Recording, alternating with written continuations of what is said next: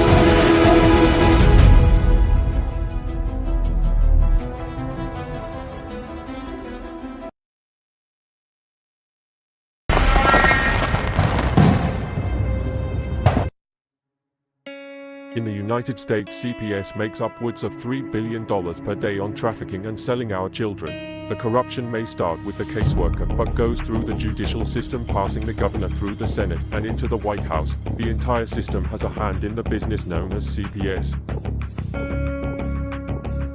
Our children are stolen every minute of a 24-hour day.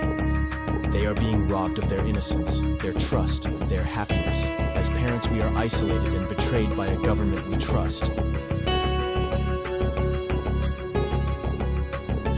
States are balancing budgets on kids' lives. Only 12% of the kids taken will be reunified. Title IV funding is being riveted with fraud.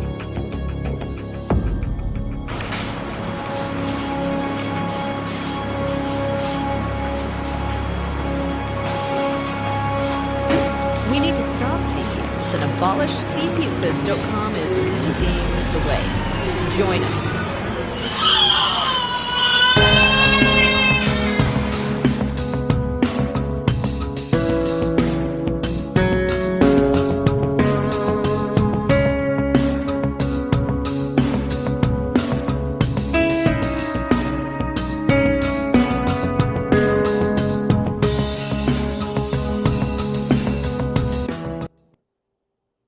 Everybody, what is up? It's the CPS Punisher. It is, holy smokes, it's Tuesday night. Sorry about that. Tuesday night. CPS victims hunting justice. I'm sorry, I know I say this every night, but I'm just getting used to the new ways they have these videos done. So I apologize about the yak stuff here. Small talk, but once I get up there, I'm going to show you guys how we have a live chat that's going to be right here on the side. I can't get up there. Here we go. Oh, yes, I did it. All right, here I am. Yes. All right, CPS Victims Hunting Justice. I am your host, the CPS Punisher.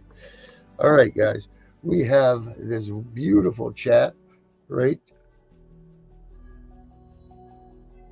there. Right there is where you put your words, and we'll be able to read those questions and answer them and everything else.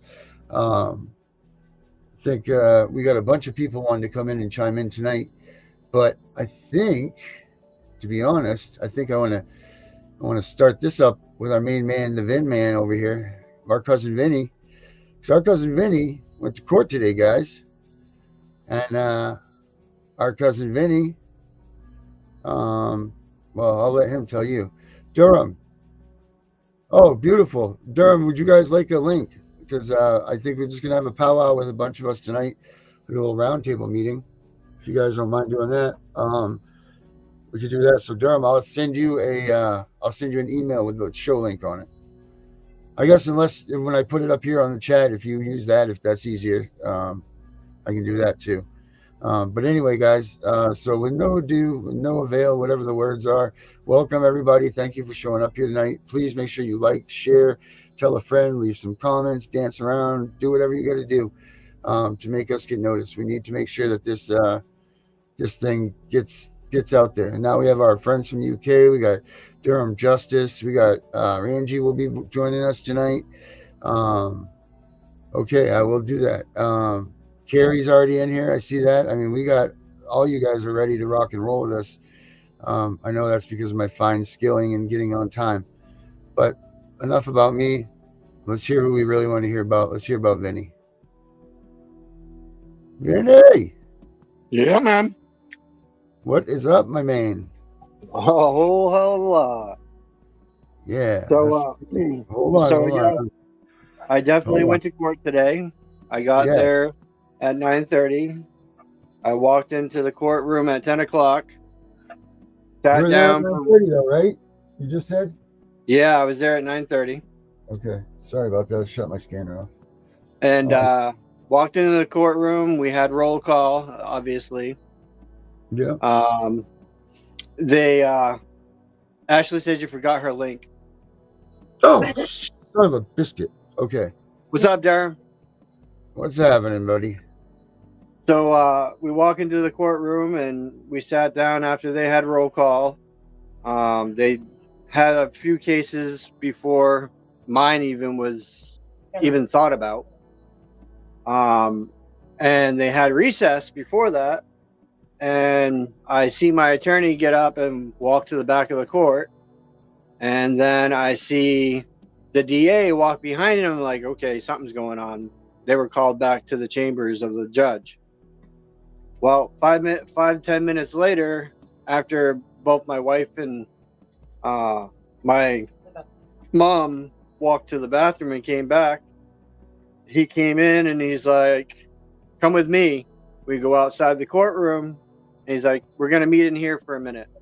So he pulls me into the little office and he's like, well, they are siding in favor with you. The judge raised an eyebrow on the case, stated that the state troopers did not do their job as they should have.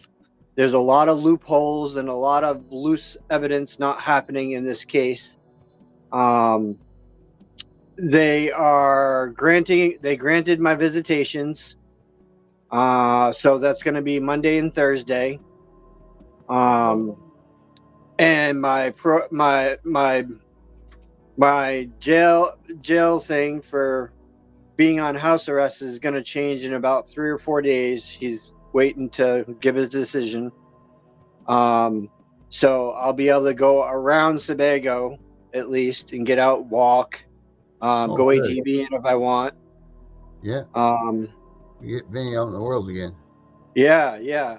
So they have 60 to 90 days to prove this case, or it is grounds for dismissal. Very good. That's good stuff. I mean, you must have been happier than a pig in dung once you got out of there today. Yep. And then I talked tonight. I talked to my CPS attorney, and he said to me on the phone that he's waiting for the paper to set up visits, and once he gets that, then we'll have a family team meeting where he will make demands, and if they do not follow through, he will serve them. Oh, So he's on top of his game, and so isn't my okay, criminal attorney. good, Vinny. I'll have visitation, Ashley. Mm-hmm. That's I was like the granted number my one thing. visitation. That's like the number one thing, you know, is that visitation stuff. Yep. You don't like I said, and I know everybody's like, yeah, they're not going to do it. They're not going to do it. Believe me, people, that's what they do. They wait and they make you, you know, like you're not even paying attention. And the next thing you know, you've gone 6 months without being parallel with your children. And they're like, oh, you've abandoned them. And you're like, whoa, what do you mean? But because this county or the state or whomever ordered you not to see your child, you've now been TPR'd because of that order, but they don't look at it that way. You know, like they don't look at it like, oh, I couldn't have or whatever. It's like, bang. Nope, because I had the proof, and the proof is the pudding. Sure is. And a little bit of everything.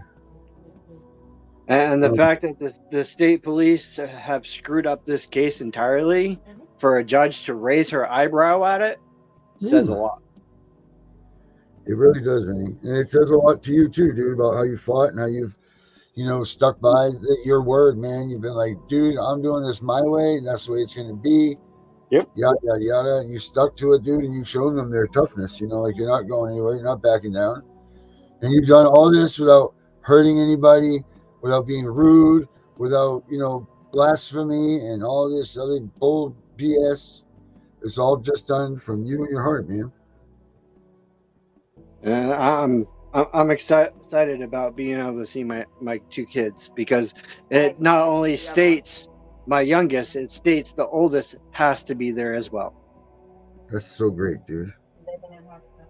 Good for you. All because you fought. Because they would have let you go right by the wayside, man. Just see you later, Vinny. Bye-bye. Another number. But because you stuck up for yourself and you've done this, you know, like you've said, it's a good so job. Obviously they moved the deposition here and back to 90 days. So that's exactly 2 months away. Okay. How many? Oh, wow. Okay. I'm just writing this in. What was the date again?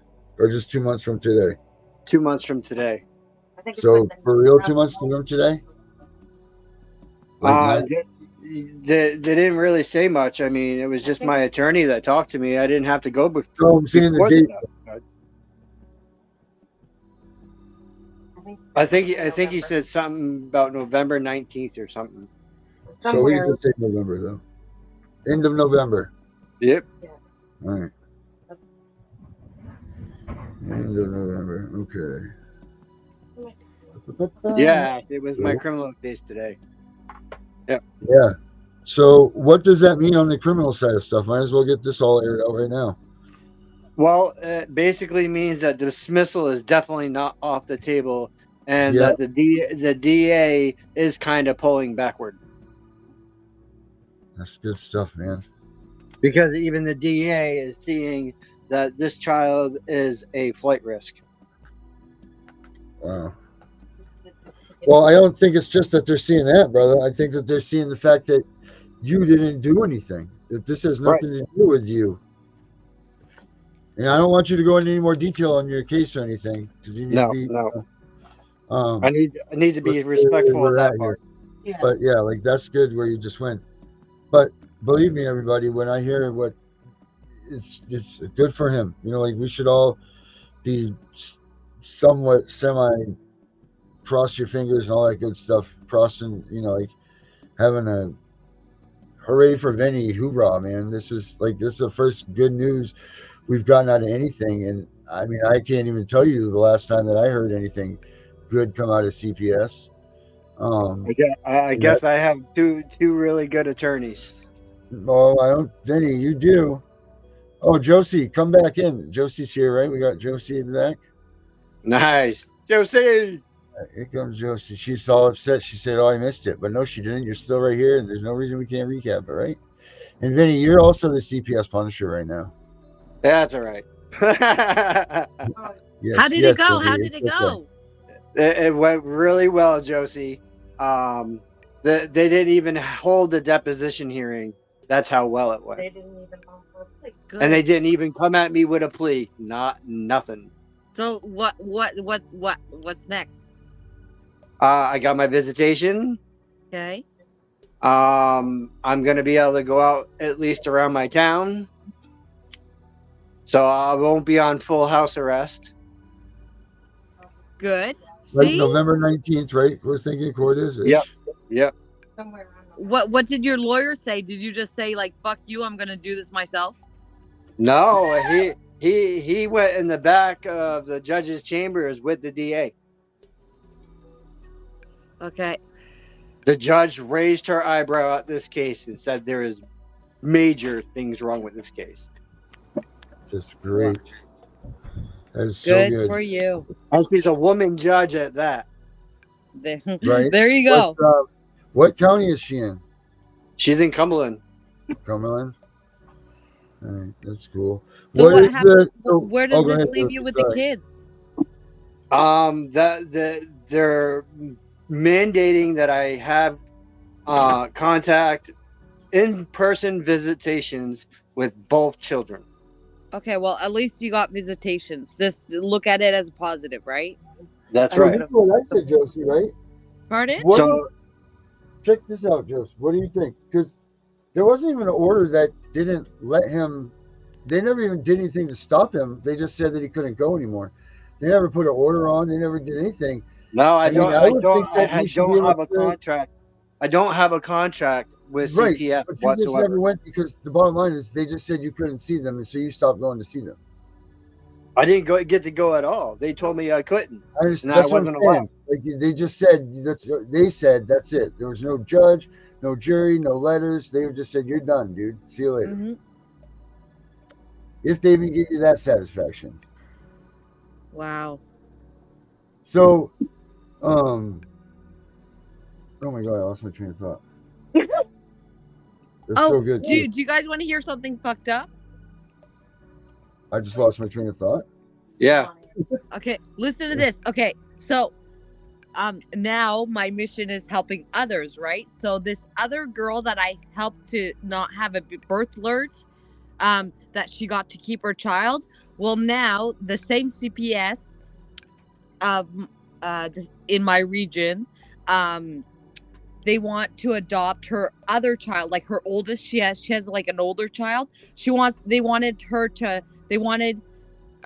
to give it up to adoption, and the date is August 31st for the trial to give the baby up for adoption, right? So she's like, can you help me, blah blah, because I helped her not get this baby taken away, blah blah. And I was like, well, I'll do what I can. And I was like, okay. So I'm like, you need to write me a letter, and you need to tell me, you need to disagree with that you don't want the baby to be adopted.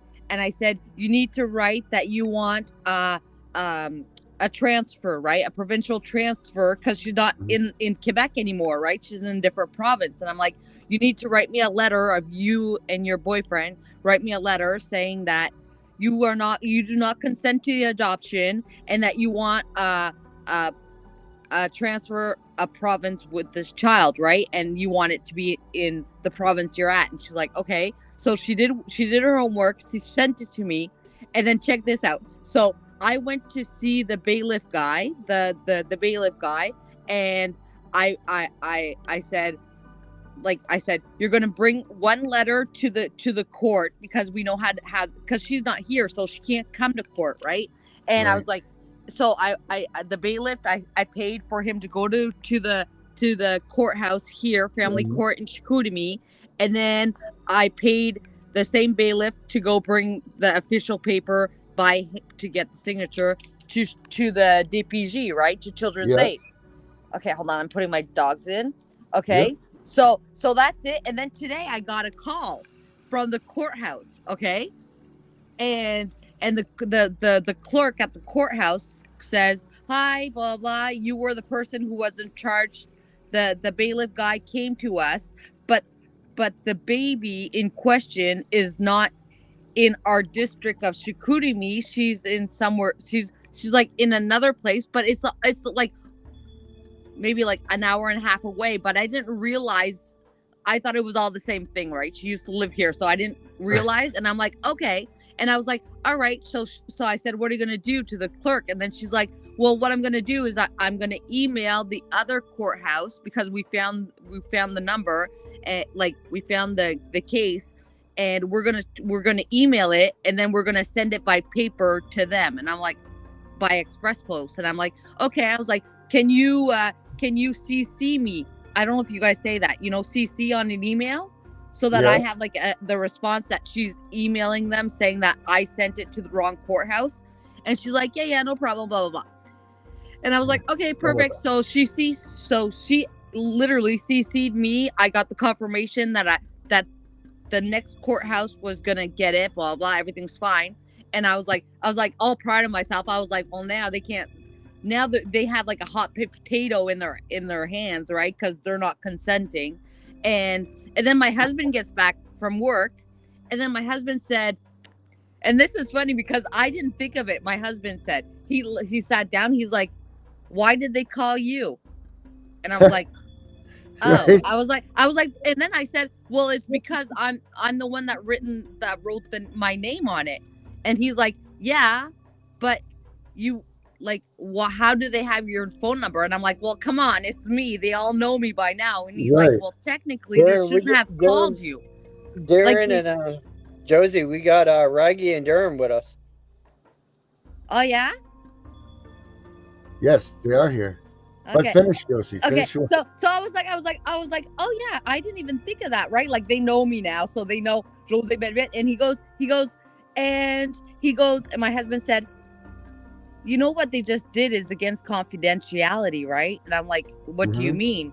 And he said, he goes, you weren't even allowed to ask for anything about Kaylee because it wasn't your file.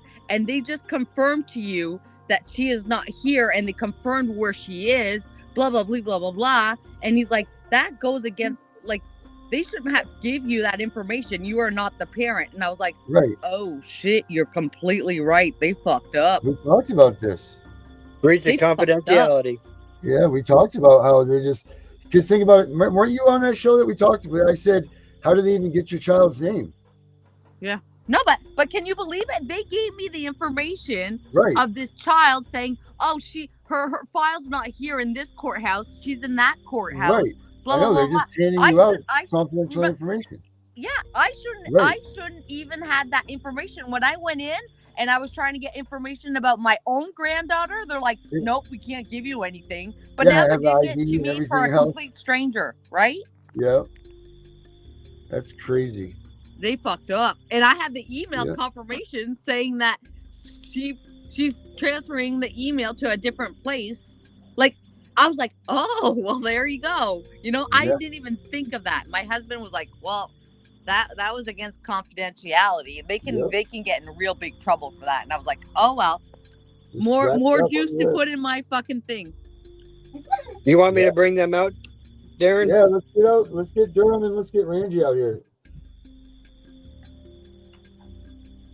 Hi everyone. Hi. Hey, how are you, my man? I'm all right, Darren. How are you? I'm doing well. This is Josie's right there on your whatever, left or right. Yeah, that one. That's Josie. Josie, Right how you doing, Josie? I'm good. How are you doing? You're on TikTok, aren't you? Yeah. Very much so he is. Yeah. And right above him is Vinny. How you doing, Vinny, brother? What's You up, man? okay? And then Mr. Justice is behind the scenes here. He's plaque behind, but you're there too, right, Durham? Yes, I am. All right, cool. You guys know Thanks each for letting other. us on, Darren. Hi, Josie. Vinny, great news. Yeah, thank you, man. Absolutely great news. I'm pleased for you. I don't know where Herbert is. Is he back here yet? My mate. He'll be in. All right, so guys, do you want to maybe so you're new to our audience. Randy, you guys want to maybe tell us about what you guys have got going on in a nutshell? No, Who you are, what's going on? Randy, take the reins. Go on. Yeah, I could tell you in a nutshell. Well, but before I do, with Vinny, congratulations. But I've seen many cases where the last minute everything changes, and I pray to God that it doesn't change. I've seen it too often that it's happened like that. So, congratulations for that. And what's going on over here is a pandemic in a nutshell. We're dealing with situations where constantly in every town and city throughout the whole United Kingdom, Scotland, Wales, Ireland, they're manufacturing documents, manufacturing concerns, manufacturing crimes against the parents just to steal the babies. And most of the time, the children are never to be seen again. And we have over 10,000 minimum a year that disappear from the soil of UK. Yeah. And that's sugar-coated side of it. That's what they tell you. Yeah. Yeah. That's why I said it's a sugar-coated.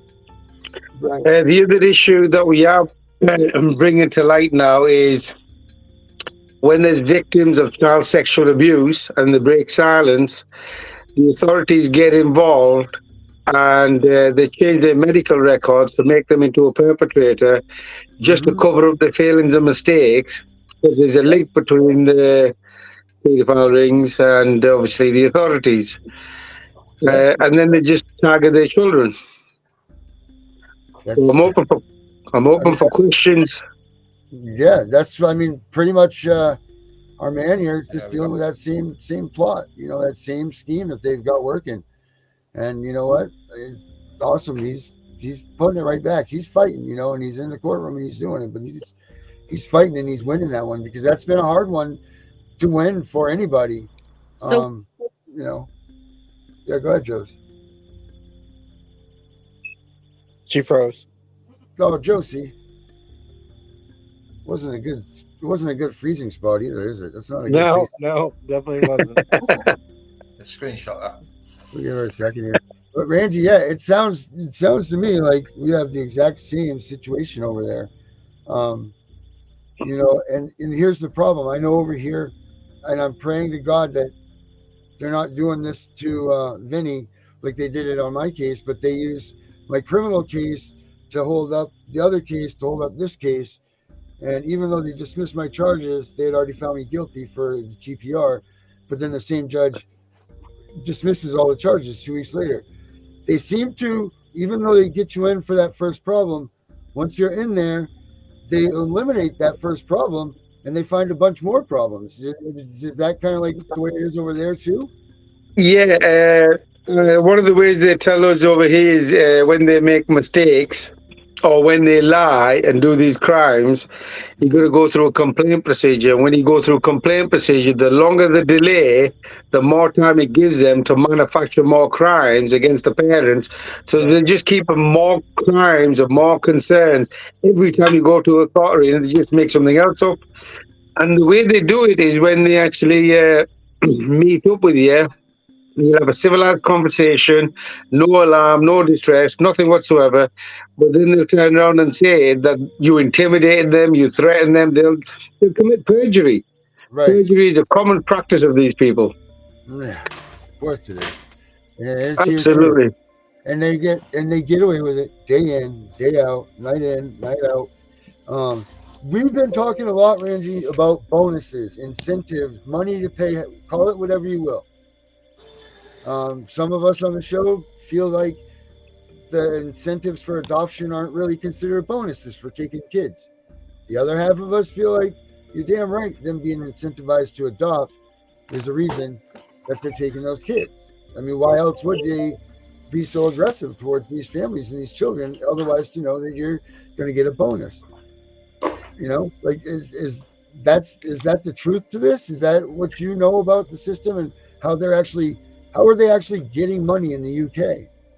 Yeah, that is actually what's known as now as fact findings. Okay, so it's not family court crap findings; it's fact findings. Okay. They do get bonuses. So I'll give you an example for bonuses. Social workers themselves get a share of the bonus for adoption, which is shared with the local authorities. For one child from a household, it's over £30,000.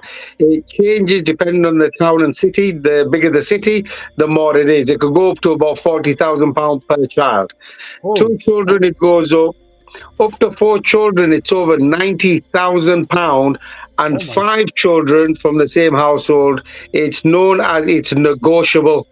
So these are business terms, and that's just one bonus that we're talking about. wow. We have the authorities where if they get a child and they put it in their care, they get £33,000 to look after them a week. Holy. So Randy, how I'll much give is a pound? What's a pound in the American dollar? a pound American dollar. I think it's about 150, 170 or something like that. I think it's closer to it's closer to 1.5. So 3,300 pounds a week for the foster family? Yeah, 33,000 a week just to keep them in care. That's not fostering and that's not adoption. So in American, you're probably looking at about $45,000 a week. Just the idea is to come to the UK and foster some kids. Yeah, pretty That's, much. Yeah. how is that not an incentive for people to push the get reunification out of the way, and we're going to hammer this kid into someplace, but not back home? Because imagine if they got $45,000 a week when they were trying to remove this family and break this family apart. Imagine if you gave that money to that family, what they could do to fix themselves. So I just looked that up, pounds to US dollars, and it averages out at 43,012.20. Jesus. Well, there you go. But you got to understand that's like an interim payment. Yeah. So when they try to keep it in the interim side of it for as long as they can, because that's where one of the big monies is. When it goes into fostering, for example, permanent fostering, the foster carer will probably only get the council, the authorities get about between £7,000 and £8,000 a week, but they only pay the fostering about £600 to £700 a week. So they pocket the rest. Okay. Yeah. But they pocket the rest, but this is also a way of controlling that they can steal that child back and give it to somebody who they know better, which is now what they're doing is they're taking all the private foster carers out of the equation. They're having their own corporate companies. So, for example, our social workers, team managers, they've got their own foster care homes as well. The directors have got foster care homes as well. The judges have got their own foster care homes. So they steal our children, let the authorities make their little cut, and then it goes into their foster care where they get about anywhere about £8,000 to £12,000 a month, Jesus. regular, and they'll take hundreds of children at a time. Wow. So when you talk about incentives, one child on an average is worth in UK for them to make over £4 million. Holy. Now, so if you talk about incentives, it's definitely incentives. I mean, I know social workers who've got yachts, mansions, care homes, left, right, and centre, and they just keep moving. Yeah. This is another pattern of the operation, shall we say. We caught what they were doing in 2014. And what happens when you catch a social worker committing perjury to steal a child? You put a complaint in, they just move her to another district to continue stealing other people's children. Yeah, or give them a promotion. They do that a lot here. They give them promotions. Get them into a different bracket of the same unit. Like they go from caseworker to manager now instead of, really disciplining them. That's so those numbers, man. We don't even come close to half of that. I don't think as far as that goes. So I'm almost maybe halfway the amounts. I'll look it up in a minute. But that's an insane amount of money, and I honestly don't blame all those involved. I mean, that's a hell of a lot of money. You know, when you've got Extremely a lot of money. right. I mean, it wouldn't even surprise me if maybe the older kids are. I don't know. That's a ton of money. $43,000. I wonder in the UK, what does the UK do? Well, social services do with handicapped children or children with autism or something. What do they do with them? Oh, that's even worse. Anybody who's vulnerable, who's got any form of disability, they are the target as well, because they not only get the bonuses that I'm talking about, on top of that, they get the extra bonuses because of their disabilities, so the price just goes up. Because don't forget, now it's not just a normal care home, it's actually like a medical center. So they put them there for extra nurses and all that, and yet they don't do nothing. So the figure just goes up with anybody with autism, PTSD, any form of disability. And they're literally targeted. So I did look that up, and it says in Maine they make 25 to 75,000 per child. Is that for disability, Vinny? That's the going rate, anyways. So that going rate must have been like maybe a bonus. That won't be full time, because if you yearly, it'll add up a lot more.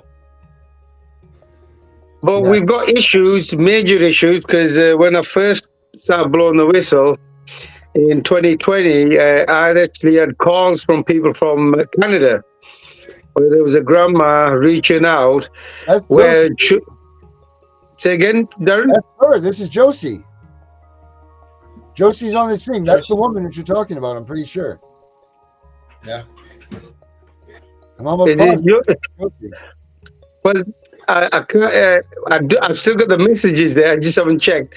But from Canada, she lost her grandkids, and she reached out, and where she was at when she reached out, excuse me, she was looking for them, and she was told that the children were in the UK.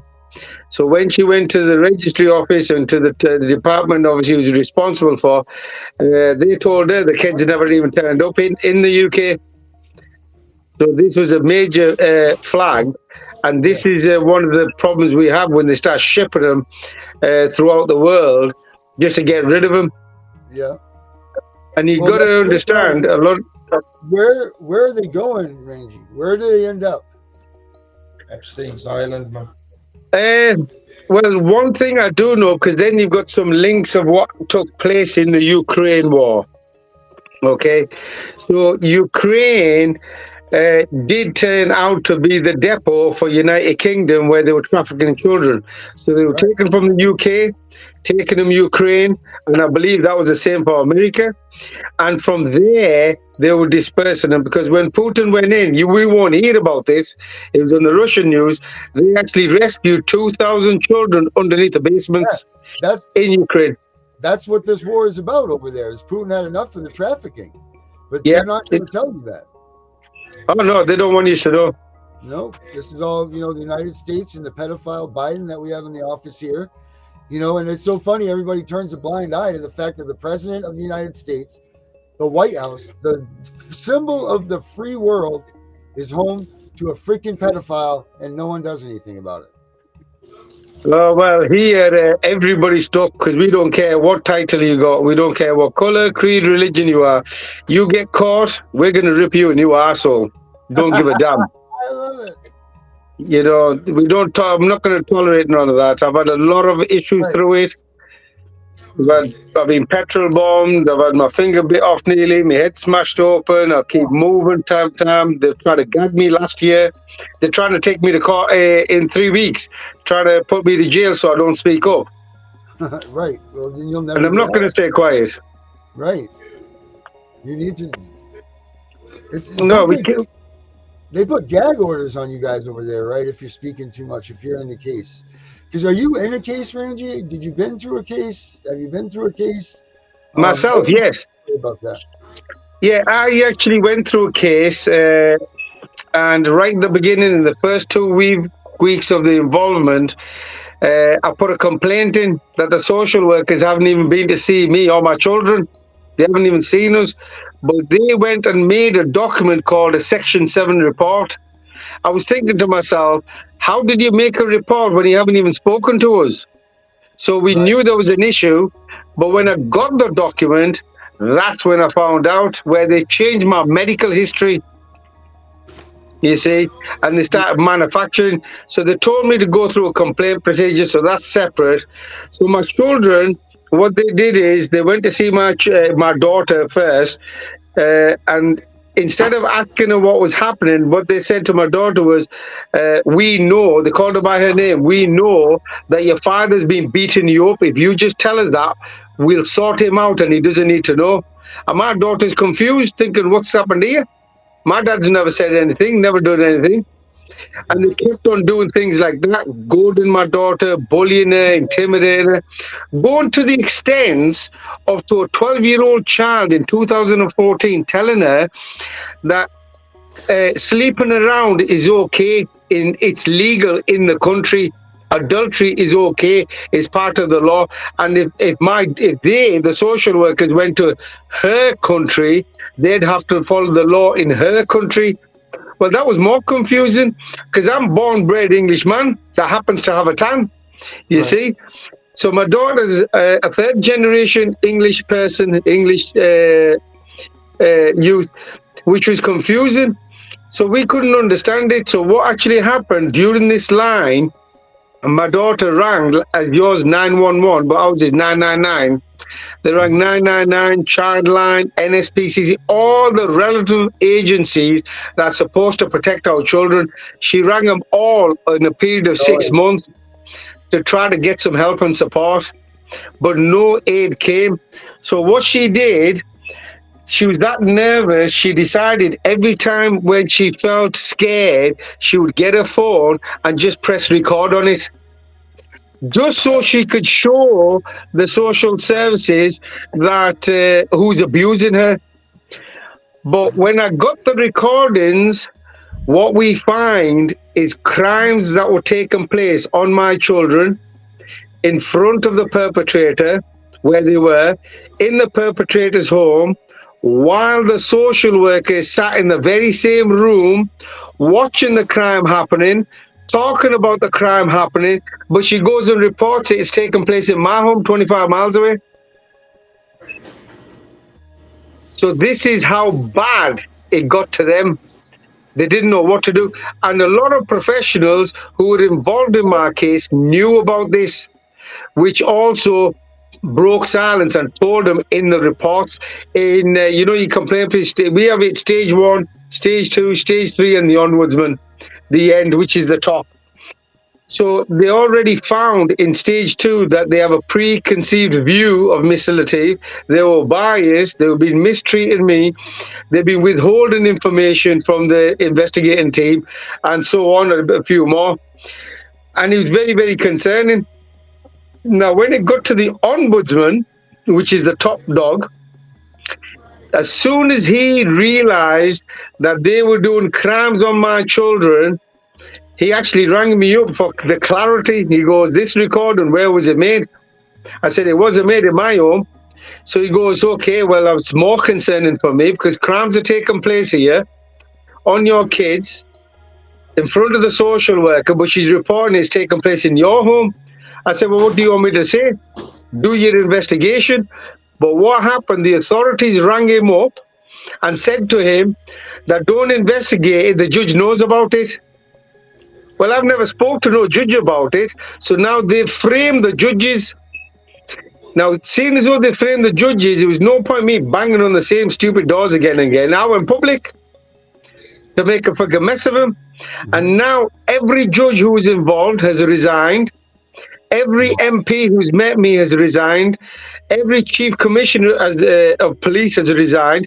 And so far, I think I'm on about 130 professionals. Once meeting me, they just get resigned. They just leave the department. So where's the justice? Where's the democracy? Where's the law? There is no law. It's a scam. It's a fraudulent scam. We go along with it because we are dictated to go along with it. The social services in UK, you must understand, it's a private corporate company owned by foreign internationals, which leads to Texas, and where you are, which is then owned and controlled by the Zionists. So we've been doing our research. We know what they're doing, but now we're fighting back. Now anybody wants to fight, come forward. Anybody wants to see any evidence of what I'm talking about, no problem. My evidence is actually already in America, because in 2020, I did a live with a young gentleman from America. The first man reached out to me to help and support. And when he seen 2 videos that I showed him, he was blown apart. He actually called in some journalist, radio station speaker. So we had a live conversation, had a little chat. That's actually on the LCS website as well. So what I did is, just for the safety of the information, I transferred and I passed him all the evidence, which I know landed on Donald Trump's table. But I never heard nothing from Donald Trump neither, because obviously you've got a mess down there yourself. So don't think that they're there and you've got to go along with this. We're at a point, we're already at a civil arrest. There's a big chance we may go into a civil war, but that's what they want. But we don't really have a choice, because 2 years ago there was an article in the government website where it was telling us that their targets for the future. So their target was for 2025 that they're going to be taking 2.5 million children. Just that 1 year. So where are these children going? One thing we do know, there is a whole lot of them that are not alive no more. So don't think that they're just being cared. They're not cared anywhere. We've got children who are then passed around foster care to foster care, where they're getting abused from one place to cover it up. They get raping our children. To cover it up, they'll pass them to another foster carer. Then they'll rape them. Then they'll pass them to another foster carers. It's a sick, sick situation we're in. And I'm not holding back, by the way, on your live, because I realized Josie was swearing. So I thought, well, if she can do all this, so can I. Herbert. Fucking A. Mate. Yeah, I got a mouth on me. Nothing wrong with that. So, you know, this is the reality. And if anything that I'm talking about, if anybody wants any evidence, I could make the arrangements. I could get this information to you. That's not a problem, because at the end of the day, the courts is a fraud. It's a delay. Now, you know, with Vinny, you know, he's got some good results there. I've seen hundreds of cases like that. And it's a delay process. And by the time it comes to a final hearing, you're back to square one, because it gives them time to make more crap on you. And you'll go through like this for year after year after year after year after year. We've even got evidence that they're goading our children against the parents, goading them, and then they alienate them against the parents deliberately. So I'll give you a live example. They'll arrange contacts, but they won't tell the parent, right? So the parent doesn't turn up because he doesn't know about it. So obviously when the parent finds out, he says, well, I didn't know about it, you need to rearrange it. They'll say, oh, well, the child doesn't want to see you, but they'll go to the child, your babies, and they'll say to them, oh, well, your mom and dad, they didn't come down because they don't want to see it anymore. They said, you're okay where you are.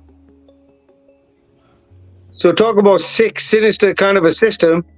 I'm hoping people paying attention, wake up. And if you want any evidence of what I'm saying again, and hopefully I don't have to keep repeating that, you need to see anything what I'm talking about, I'll send you it.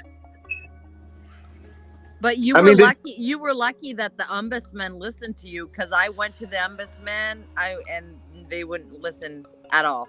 They wouldn't even listen to my complaint. No, but here's the thing, you see, I went to the ombudsman. He listened to me. In the first 5% of the information I provided, he's seen what I just told you, and then he left the department. So for me, to explain it simply, it's a process that you go up the ladder, stage 1, stage 2, stage 3, all the way to the top. And eventually you'll come to a door, you knock on it, but there's nobody home. Yeah. But the door's open and you realize it's a fraud. It's a scam. They're stealing our children illegally because nobody's taken responsibility. And at that point, all they want to do is they get you attacked, which has happened a number of times. But I keep getting up. I've got strength. I've got my friends. I've got people like Durham. We all stick together and we just don't give a shit. I mean, actually, there was a video somebody said to me once. Well, somebody mentioned, this idea that don't poke the bear because he'll come back on you. Have you heard that saying? Yeah. So the big top boys. So I made it clear. So I'll make it clear here about what I said. I said I've got no intentions of sticking my little pinky up anybody's ass. I've got no intentions of doing that to anybody. But every single person who mistreated my children, my aim is to stick my whole arm up their asshole. You know what I mean? I'm not here playing games. This is our children. They want a fucking war. I'll give them it. And Raggy, this is why I'm. I gotta agree with you, Raggy. I will poke that bear, and I don't give a shit. No, you can't. Look, at the end of the day, the more they try, and the problem that, Vinny, what you have, and most people have, when you're in that circumstances and they've got your child, they'll use your child against you as a weapon every day of the week. So you got to be very careful, protecting yourself in every way. But once you get out is when you could do something about it. But you're going to go through a nightmare by the time you get there. But then you've got to make a decision. Either you fight and save your kids, save a nation, save all your children around here and women, or you let them abuse a nation. And I said, fuck off. Yep. In our course, they've been doing symbols. I don't know whether you're getting it in your country. So they do symbols like this in the course, like that. And then there's one like that I've seen where two fingers are sticking up. So I make it very clear on my lives now, including that. I make it very clear in my lives that we got a symbol for you, but it looks like this. You know what I mean? Yeah. We don't care who you are. No, we're not going to be terrorized no more. This is regardless of color, creed, or religion. We're coming for them. And besides, they're not bothered what color, creed, religion we are. They're targeting everybody. They just see a child, they want to snatch it. And that time is over.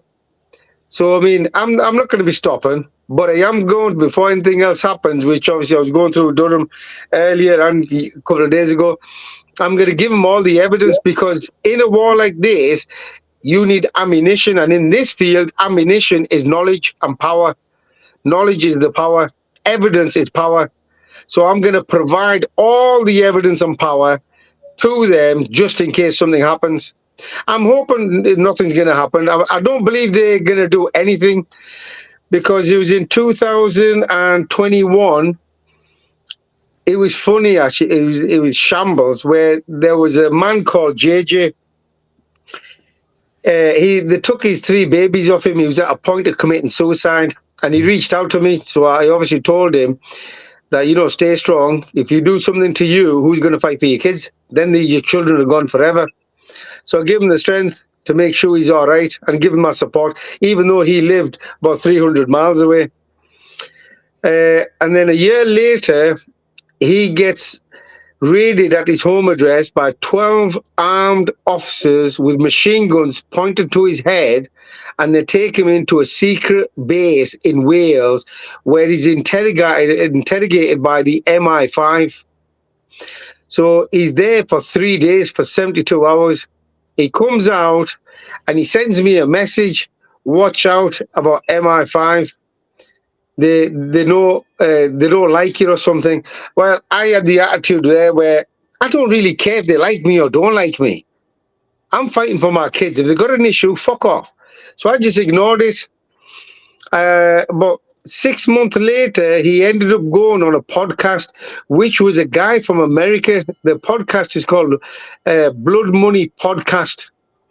So he went on this podcast and he tells the guy his story. Now, this guy, you got to understand, he's a major in the military.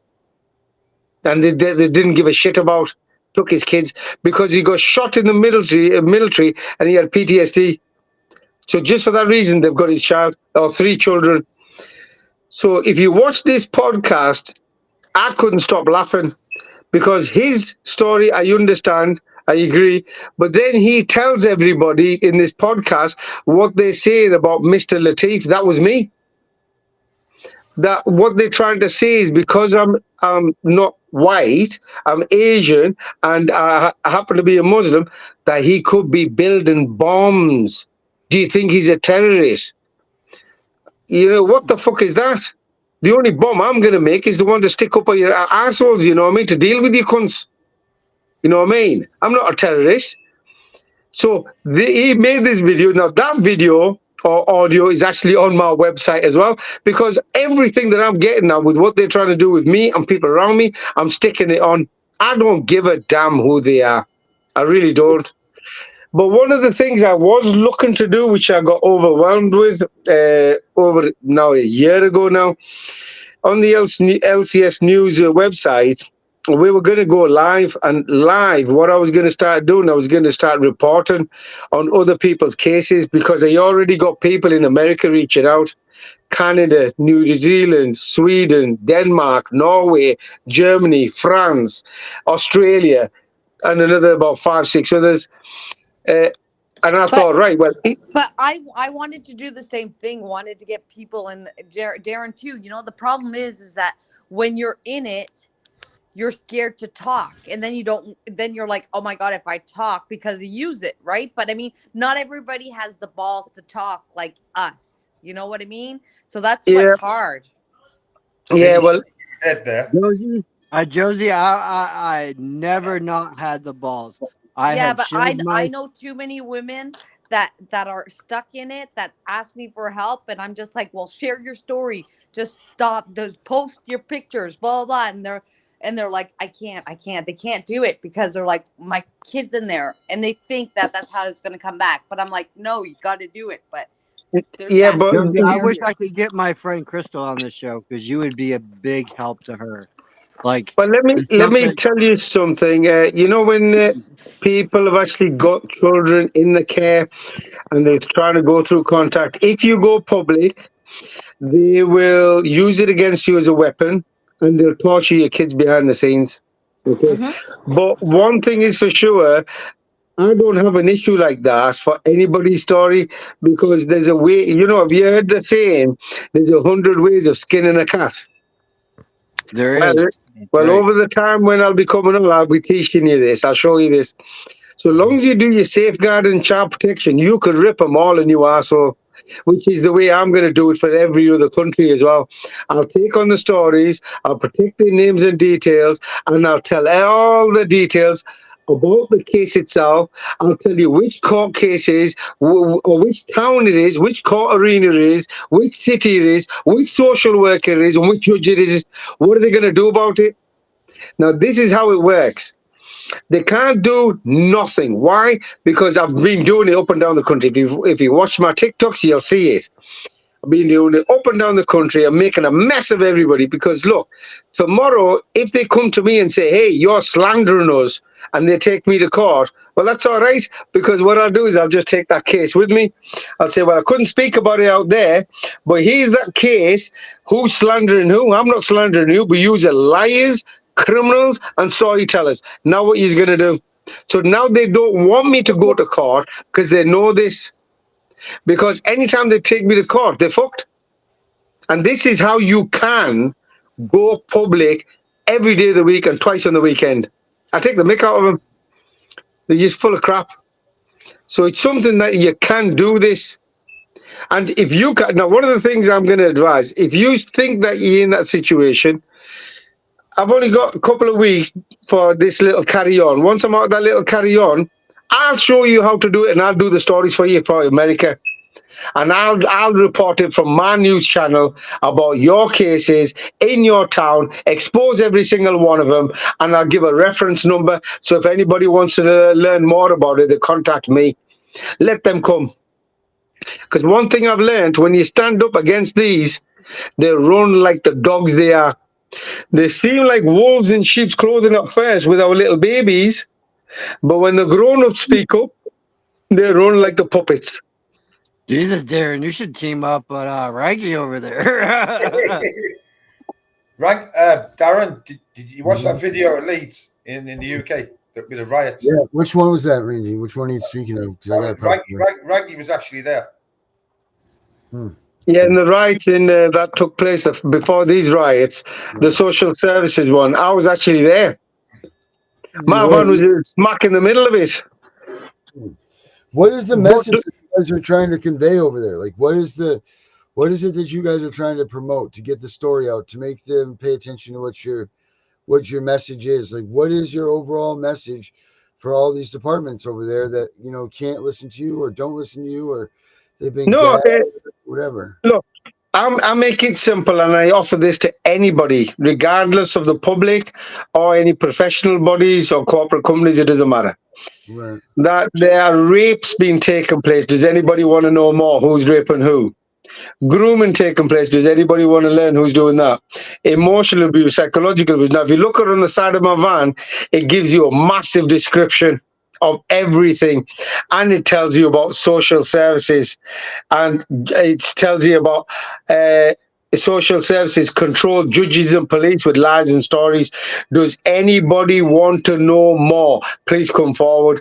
So in my early days, at the back end of 2021 it was, I actually started doing lectures. So I actually went to Birmingham, and I had a big massive stadium. There's about 150 people there, and I knew I had undercover coppers there and undercover MI5 there. But I'm not worried because I've got nothing to be worried about or scared about. So I did a presentation to them in front of everybody. And in front of everybody, 100% unanimous decision came forward. That is real, because I wasn't just talking about it. I was drip feeding it in a timeline, showing them the evidence. And by the end of it, I said, social services blame the judges. So now you tell me who's taking the rap.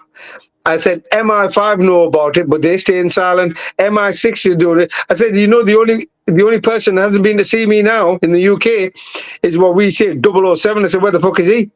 Everybody else seems to know about it. Fucking Bond.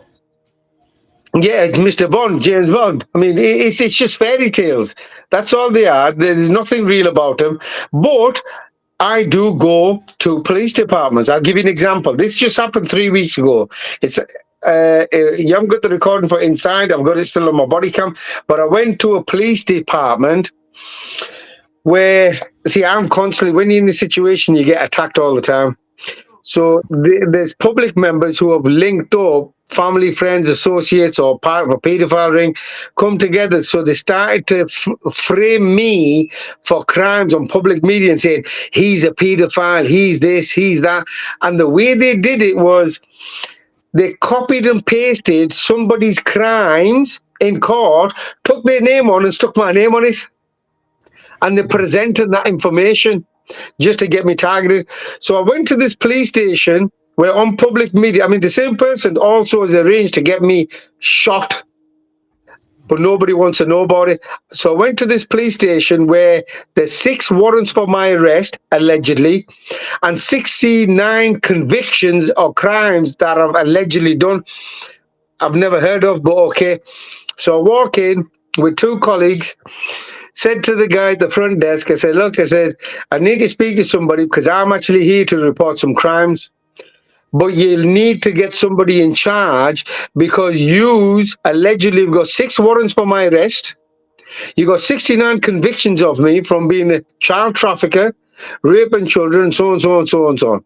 I said, so what are you going to do? I said, well, either way today, somebody's going to jail. So what he did, he goes, what's your name? So I give him all my name, details, date of birth, address, everything. He went to the back. 20 minutes later, he comes to the front. He goes, Mr. Latif, we can't speak to you. We got nobody in our department to help and support you. You need to go out of the building. In a way, leave us alone. You know what I mean? And if you want to report a crime, go report it online.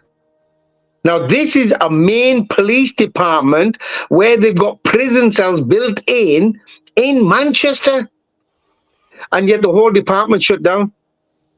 I mean, what is this? Because they know that it doesn't matter what crime I report, it's going to lead back down to social services and the police and the judges. And I don't care. And I've actually got evidence of the MPs and councillors where their nephews and uncles have been raping other people's daughters as kids, 12-year-old, 11-year-old. So they want to stay silent. They just don't want to. What are you supposed to do at that point? But you got to keep pressing. You got to keep. I treat everybody independently. I don't. I don't believe in making it look like we're against everybody. So when I see a police officer, I'm transparent. I've come here to report crimes. As soon as I give them my name, that's it. It's game over. So usually, once I tried it, and this was in 2019, where I didn't give him my name. I rang him up. I said, I need to speak to somebody. This is in another city, by the way, not where I am, because they're corrupt. So I rang him up. I said, no. I said, I'm coming to this department. I want to report information of child sexual abuse. He goes, what's your name? I said, I can't give you my name. I'm fear of my life. I just want to know, will somebody be available to take my concerns? He goes, yes. So I went there.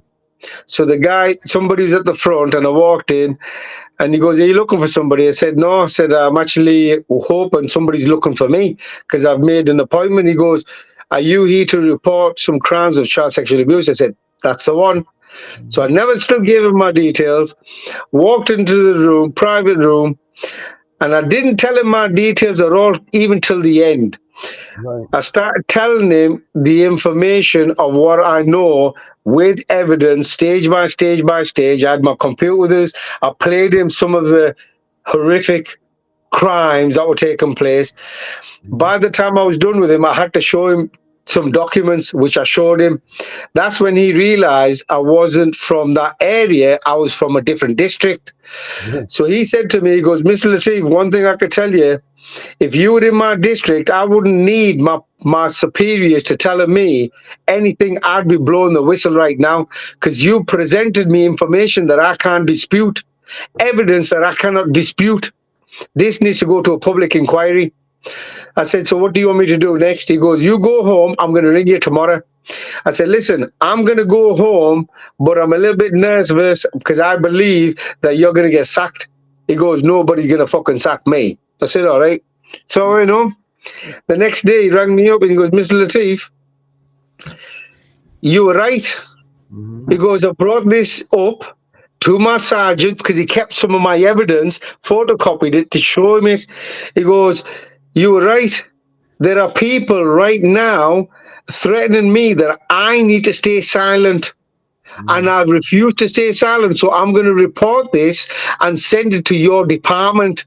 And hopefully they'll pick it up. And that was in 2019. Nobody's still been to see me. So when you've got evidence, you could beat them with a stick every day of the week. And I'm about to do that on the 6th of September in the courts to the judges. That is why you screenshot everything. Oh, I've done more than that. For me, I've done everything years ago because I knew what I was heading for. And that's why when somebody wants the evidence, I just pass it. Because if everybody... See, having the evidence is one thing. But if you don't know how to put it in timeline, that's the difficult bit. So hopefully I'll be teaching my whole team about this whole case with evidence in a timeline. Because if anything happens, anybody could deal with it. Yeah, I got a timeline too, so I know what happened. I know when it happened. I've put 2 and 2 together now, and I'm seeing the full-on case, and I'm just like, wow, And I talked to Darren at length about it today, and Darren's seeing the same thing I'm seeing. Right, listen, I know I've got Josie there. I've got another young man there, but I haven't introduced myself, or I don't know who it is. Maybe I can introduce myself. Herbert. Herbert, that's Ranji right there. Robert. Hi, man. Herbert. Hi, Robert. You okay? Herbert, where's he gone? Oh, Herbert is kind of shy sometimes. Is he? No, he froze up. I think. How can he be shy when he's Ah, an Josie, that's a good one. That's funny.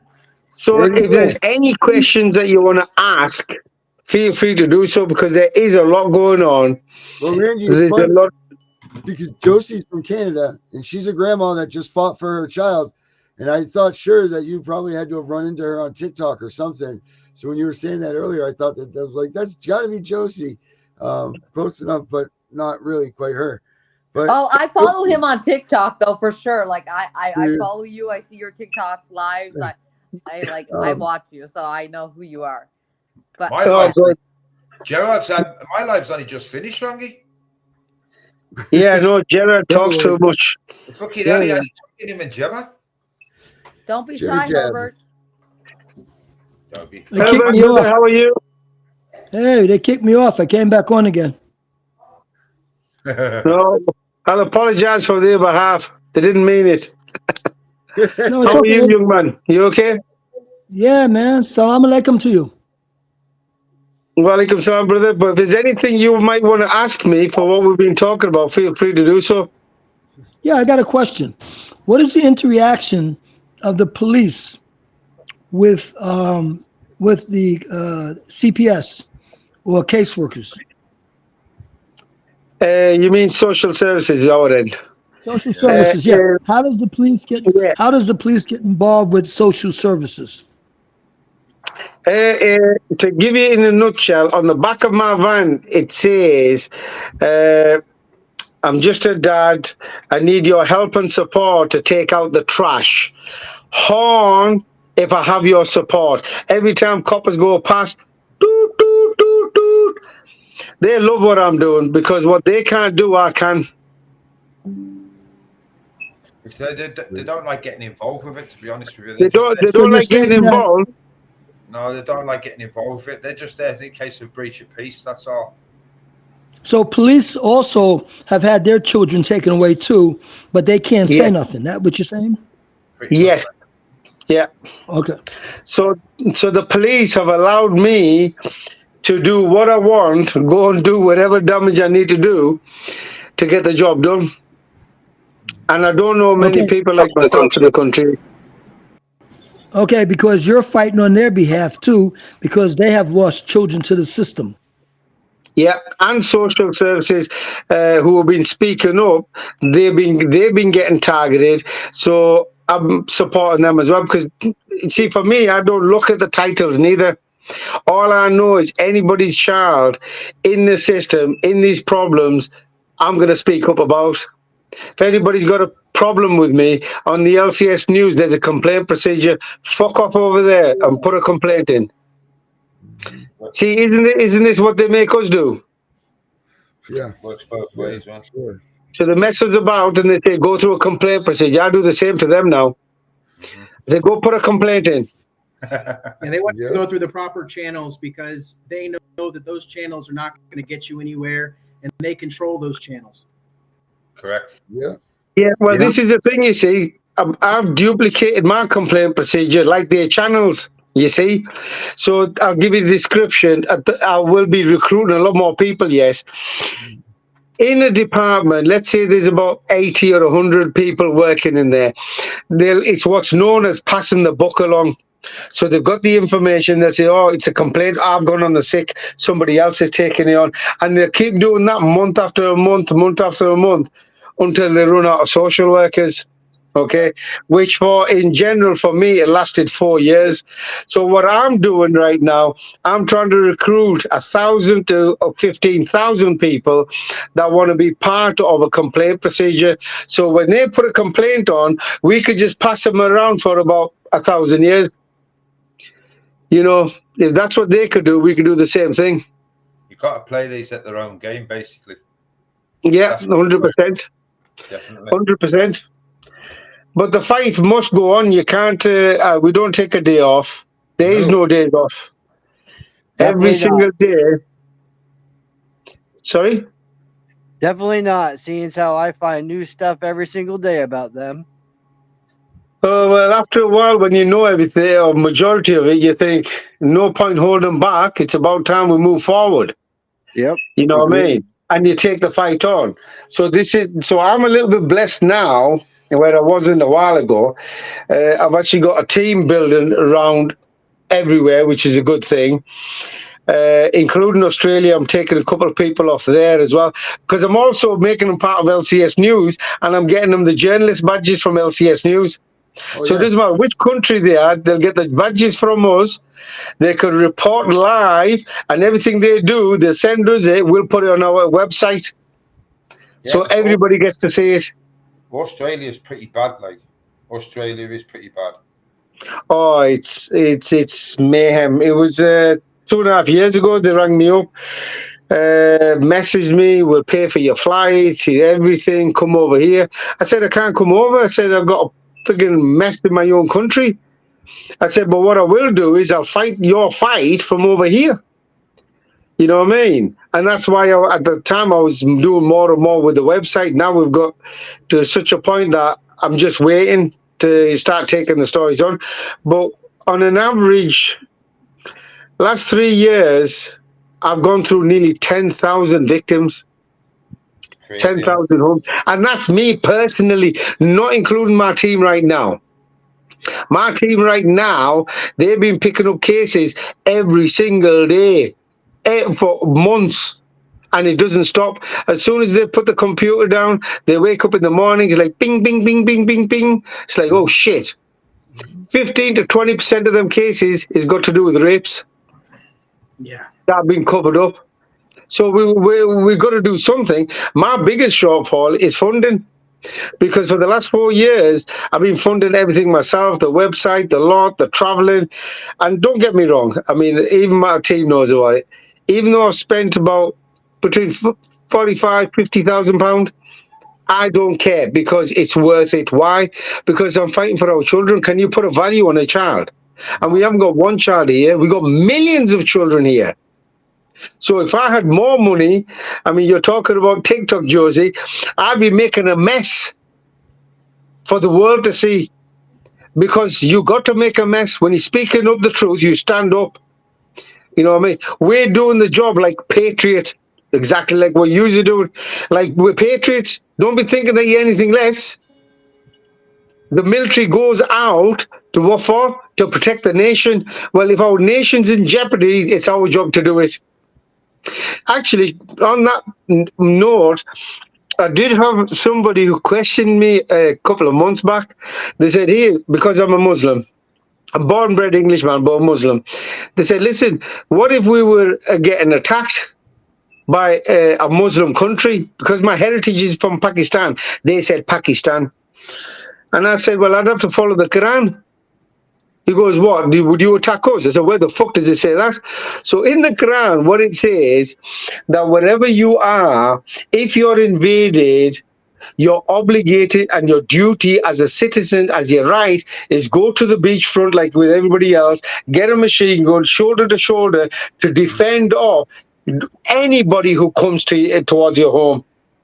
Yeah. Full stop.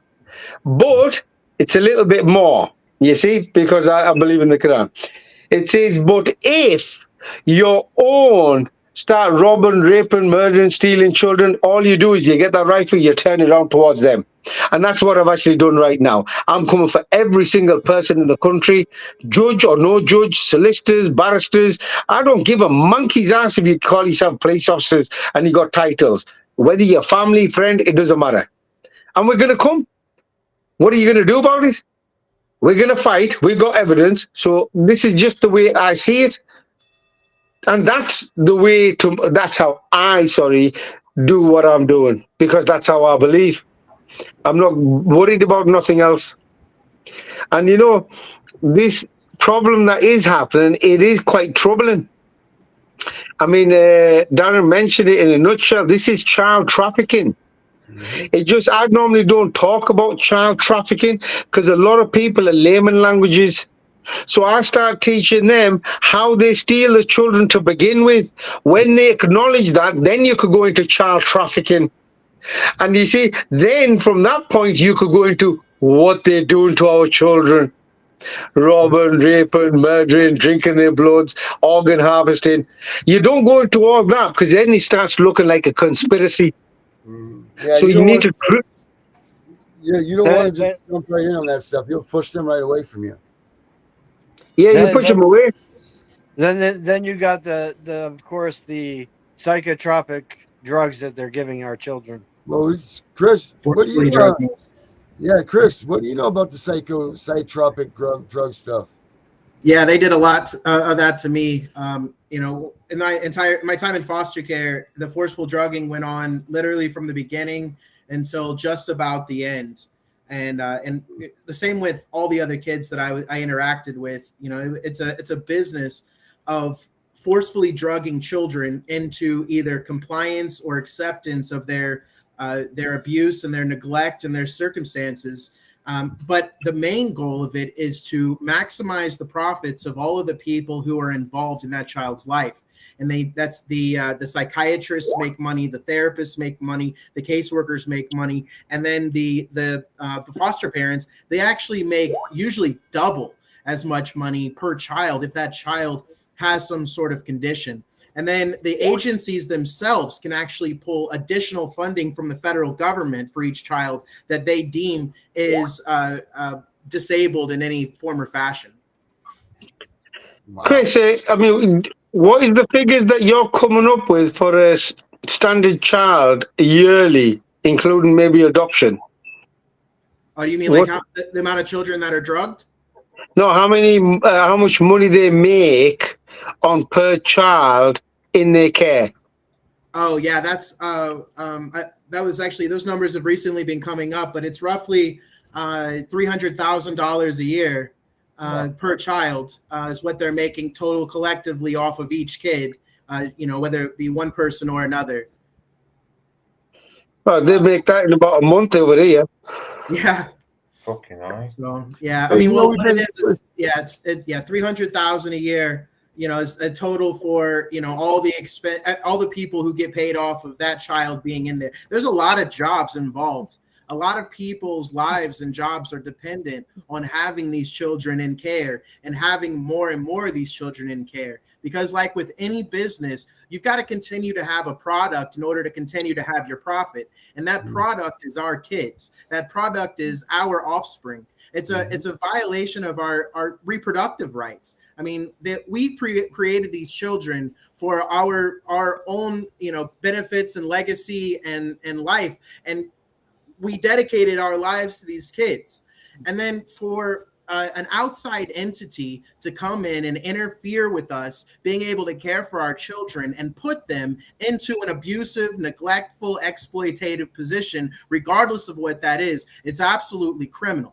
It is criminal. There's no way about it. Any crime that's done against a child is a crime in itself. And these people are committing crimes against thousands of children every single day throughout this country and throughout the world. It's something that we know to exist in every part of every English speaking country, for one. And we know that some of these non-English speaking countries are dealing with it as well, because people from those countries are reaching out to us and trying to get us to understand that it's happening there too. So the fact is we know that there is a multinational, international business of child trafficking, and it's based off of the deprivations of basic human rights of the adults and the child, and it's for the purposes of generating all sorts of revenue for governmental agencies, for private corporations, and for private individuals off of the suffering of ourselves and our offspring. And that said, knowing this, that means that we're at war. We are completely at war. And it's not a war that we initiated, but it's a war that we found ourselves in. And once we recognize that we are at war, that there is an external factor involved that is targeting individuals so that they can steal their children away, and they do it to any vulnerable person, and all manner of things can make you vulnerable. You don't have to actually do anything wrong to lose your kids. And the fact that we know that our courts do not support the family. We know this. The courts throughout the world are not supporting the family. If they were, we wouldn't have these problems. There's so many ways that our governments and our courts could assist families and help families grow and be strengthened, but instead they split families apart. They pit them against each other. They steal kids away. They destroy lives on purpose and for profit. And it all has to do with these bar associations throughout the world. The bar associations are infiltrating governments, and they are instituting statutes, codes, and ordinances, and enforcing these statutes, codes, and ordinances throughout the world that violate people's rights for profit. They steal kids away through executive orders, but all of these things that are being done, it all stems from, and it bases to the bar associations. The bar associations have infiltrated these different levels of government throughout the world, and they're changing the laws and they're changing the customs so that bar association members can profit off of the suffering of people worldwide. And we recognize them as an enemy, and recognize that another enemy is our major political parties. That throughout the world, the major political parties have been infiltrated by the World Economic Forum and central banking. Central banking has taken control of our governments, and central banking's goal is to maximize profits. They're all about maximizing profits so that the banks can get paid back off of whatever suffering and things that are being done to the people of that nation. Central banking enslaves nations.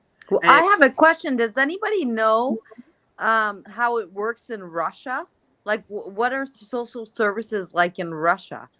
Well, what I do know is that Vladimir is very strongly against child trafficking. Right. And a lot of his efforts that he's doing are supposedly to battle human trafficking that's going on in Ukraine. Now, these are rumors. I have no. But exactly, I know he's against human trafficking, but is it going under? Is it still present in his country? Kind of thing. We don't know. We don't have the numbers, do we? With what you've said, Josie, it probably is taking place, but not at the scale of what's taken place where we are, where you are. Okay, it's something that he doesn't tolerate, but we know this simply because there's a lot of people fleeing the Western nations and moving to Russia. It's actually a safe haven. Russia's actually taken, and he's actually made a video. He's made it public that anybody that wants to flee the Western nations of the abuse in this sense, they're more than welcome to come there and live as a citizen there. I know loads of families that have gone there. So it is a safer place than here, 100%. So we won't take out. And what about in the UK? I got another question. In the UK, what about birth alerts? How often are those happening? Birth. Like at birth, because my granddaughter was taken directly from the hospital at 3 days old. That's way through the mark. That's just common practice now. Okay, so it's still happening in the United Kingdom. Yeah. Oh yeah, in a big way. Yeah, every day. There's one the other day. Just a couple of days ago, and it went viral. When she was in the hospital, she had no social services involvement whatsoever. She hadn't done anything wrong. It was a black lady. She happened to be breastfeeding, and she lay on the bed and went to sleep with the bed. And the next thing you know, the nurse is ringing social services, and that child is now in care. And she hadn't done a thing wrong. Literally not a thing wrong. Now, we lose on an average of 3,000 children a day. Jesus. There's one every 15 minutes. A minute, I think, is the number that we've come up with. One every 15 minutes. Next year is going to be bad. But that's also going to be bad for America as well, because the targets are the same everywhere. Because it's global fucking. But what are you actually doing in America to either combat this and to make public awareness? Well, I'll speak for myself on that one. To combat it on my story, I have not given up. I've been pretty pursuant. I've even filed under due process of law 1983, and I served every single one of them under that law, and they're all starting to see that I am not playing. Yeah, but that's in the courts. But what are you doing for the massive? Oh, I share my stories out there. I post everything that I find on CPS. I've been reading their policies and procedures, and putting them out there on what they're violating. I'm just thinking, if it was possible, would it help if somebody mad like me turns up with a lorry and travels the whole country? Because we need to wake the public up. That's a big thing. Yeah. Uh, Yeah. And I'm seeing Well- more and more of it because with the psychotropic lawsuit that's going on right now, I mean, they're really under scrutiny. They really are. Yeah, that scrutiny doesn't make any difference. They'll go through scrutiny. They'll say, "Oh, whatever. Yeah, sorry," and they're back to square one. Yeah, but Nothing this is, changes. I don't know if they're gonna let that pass this time because this is the fourth time in 4 years that it's happened. Brother, you were going to say something? Yeah, I think what you're referring to is like you did mass demonstrations in the UK. Am I correct? Well, you do? You said have you ever watched didn't any you of my mention- TikToks? Didn't you Have you mention ever that you watched did? what I've been doing? Yeah, Didn't you demonstrations. mention? Now, I do demonstrations every other day, but it's the way I do it. Have you ever seen any of what I've been doing? I'm just asking. Have you ever seen Josie? Did maybe if Josie shares it? I seen your truck. I know you drive around with a big truck with like writing on it saying that family court is corrupt and blah blah blah, and you're explaining it, and you do TikToks, but I haven't seen like. Yeah, there was a protest in London. Rangi was at. There's another one going to be in Manchester on the 31st of August, and then there's another one on the next near where we live on the 21st of September. Yeah, see, the reason why I'm asking, because I mean, it was a few months ago when I did, the team came together and I did a 30-day tour, and I went to city to city to city to city for 30 days. And in that 30 days, just on my own for what I did, I woke up 500,000 people. And everywhere I went, I had police officers asking me questions, social workers, professionals in different backgrounds, and I was putting them all out of their misery. So I'm thinking, what you've been doing is very similar to that of what Chris has been doing. I know Chris was in Washington D.C. Am I correct, Chris? And Yeah, I spent he tried to raise attention. Chris tried to raise attention and tried to bring out what's going on, but we're not getting a lot of people following. It's like the big elephant in the room, but nobody sees it. Yeah, it's very hard. Our politicians, they don't want to talk about it. But what I do know, and this is what has happened, while I was in D.C., Paris Hilton was before the Ways and Means Committee. And she was discussing some of these things that are happening in foster care after the fact. She wasn't discussing how these kids get there in the first place, but she was talking about the abuse and things that are happening after the fact. So I do know that the Ways and Means Committee has been talking about a lot of these things that we discuss. But the topic that it's a topic that none of the major political presidential candidates, none of them yet are talking about the child theft in America that's being done by judges. And that's a big issue. And I feel like what I'm working on now is trying to get a hold of these campaigns and say, hey, why aren't you talking about that? But what we do know is that, again, the Democratic Party, the Republican Party in this country, these are the standing major political parties. And these parties have been working together to create all of these possibilities for children to be stolen. They're the ones who created the possibilities, run the organizations that do the stealing. They're the ones who have the power to stop it, and they don't, because they're in on it, and it's part of their business and their commerce. And so that's exactly what my TikTok was today. I said it. I said, and me and Herbert had this conversation, and I did a TikTok on it, And I said, why is it that politicians never, regarding no matter where you are on this political spectrum, they never talk about kids in foster care or former foster care or like their services. Nobody talks about it, you Yeah, know? it's a subject nobody wants to talk about because these politicians know that these children are being stolen for without good cause. They know that those children are being used and abused. Now, there is a video that you'll be able to find. It was Senator Josh Hawley, and I believe it was in January of this year. And he calls out the director of Health and Human Services in New York for the children who are being sex trafficked and being forced into labor in New York that he became aware of. But when you watch that video, and you can find it on YouTube, just search Senator Josh Hawley, HHS, you'll be able to find it. When you look at that video, you'll see that this woman is being called out in the Congress for crimes against humanity. And what you don't see is her being arrested.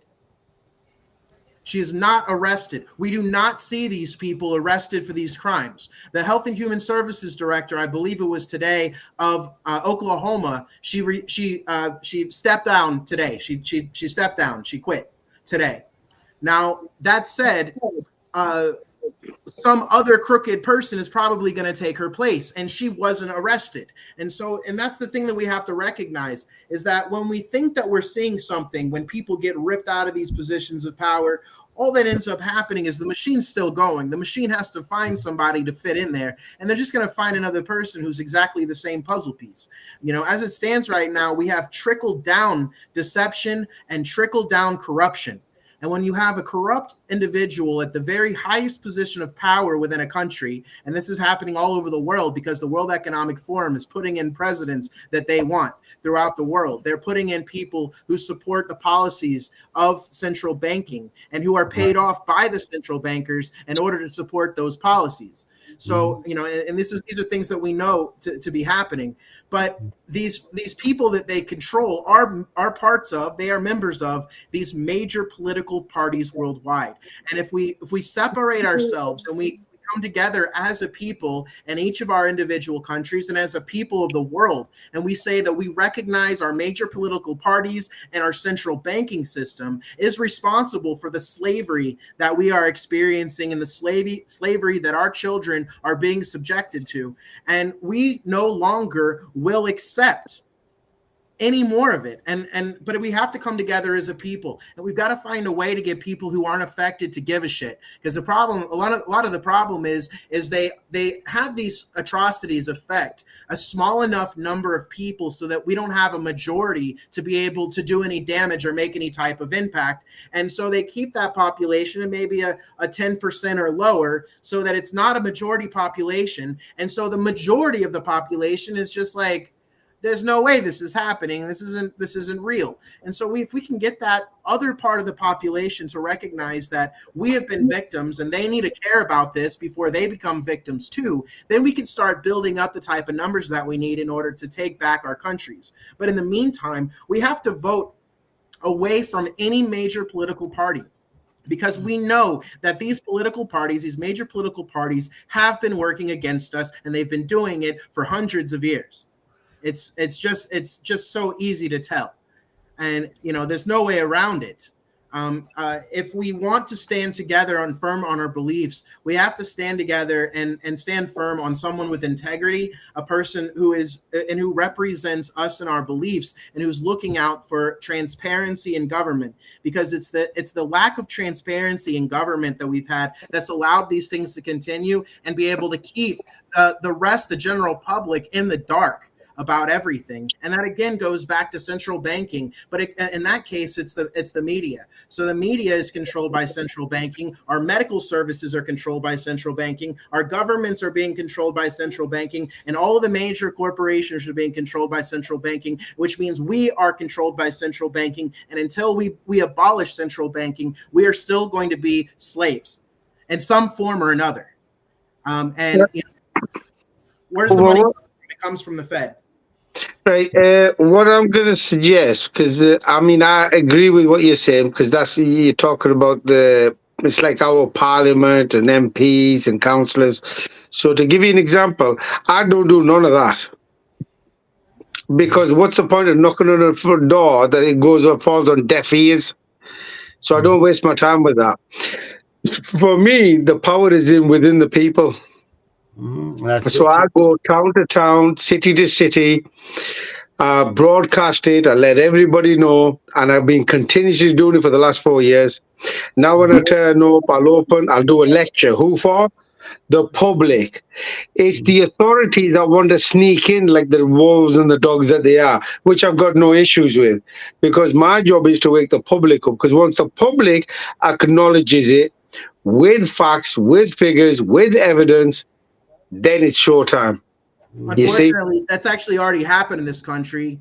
We had a United States senator named Nancy Schaefer, and she had all the facts, all the numbers, all the proof and evidence, all the testimonies necessary to be able to change this. She had a grand jury that was set up. She was supposed to testify before that grand jury. It would have ended all of this. She was publicly speaking about corruption. She wrote a report called The Corrupt Business of Child Protective Services, and she went on a nationwide campaign to expose the corruption that was happening in the United States. But then what happened to her is days before she was supposed to testify before the grand jury, her and her husband were found dead in their home. And and so that is what happens in the United States of America when you try to fight against these human traffickers. They send people out to your home to murder you and make it look like a suicide, or at least pretend. And then they pay off whoever these law enforcement agencies are that are investigating to make sure that nothing says anything else, no matter how much evidence there is to the contrary. It will always say that it was a suicide. You will be discredited in your death, and you will never, ever be able to your discrediting continues. But you can find those reports that Nancy Schaefer wrote on the internet. You can find those lectures that she did on the internet. But she was a United States senator. All right. She was in one of the highest positions of power in the United States of America. There's only one position of power higher than that. And that said, being a United States senator, how they dealt with her was telling her to shut up, and then they killed her because she didn't. Yeah, no, I understand that, but I'm looking at it as see, like me, I'm not a senator, but I'm doing the same job. I'm not a prime minister here. I'm not an MP. I'm just a dad. Right. And the more I go out and do what I'm doing, the more mums and dads are waking up. Well, that's Because the problem with our parliament, and that's the problem with our our Congress here is that these people, these Congresses.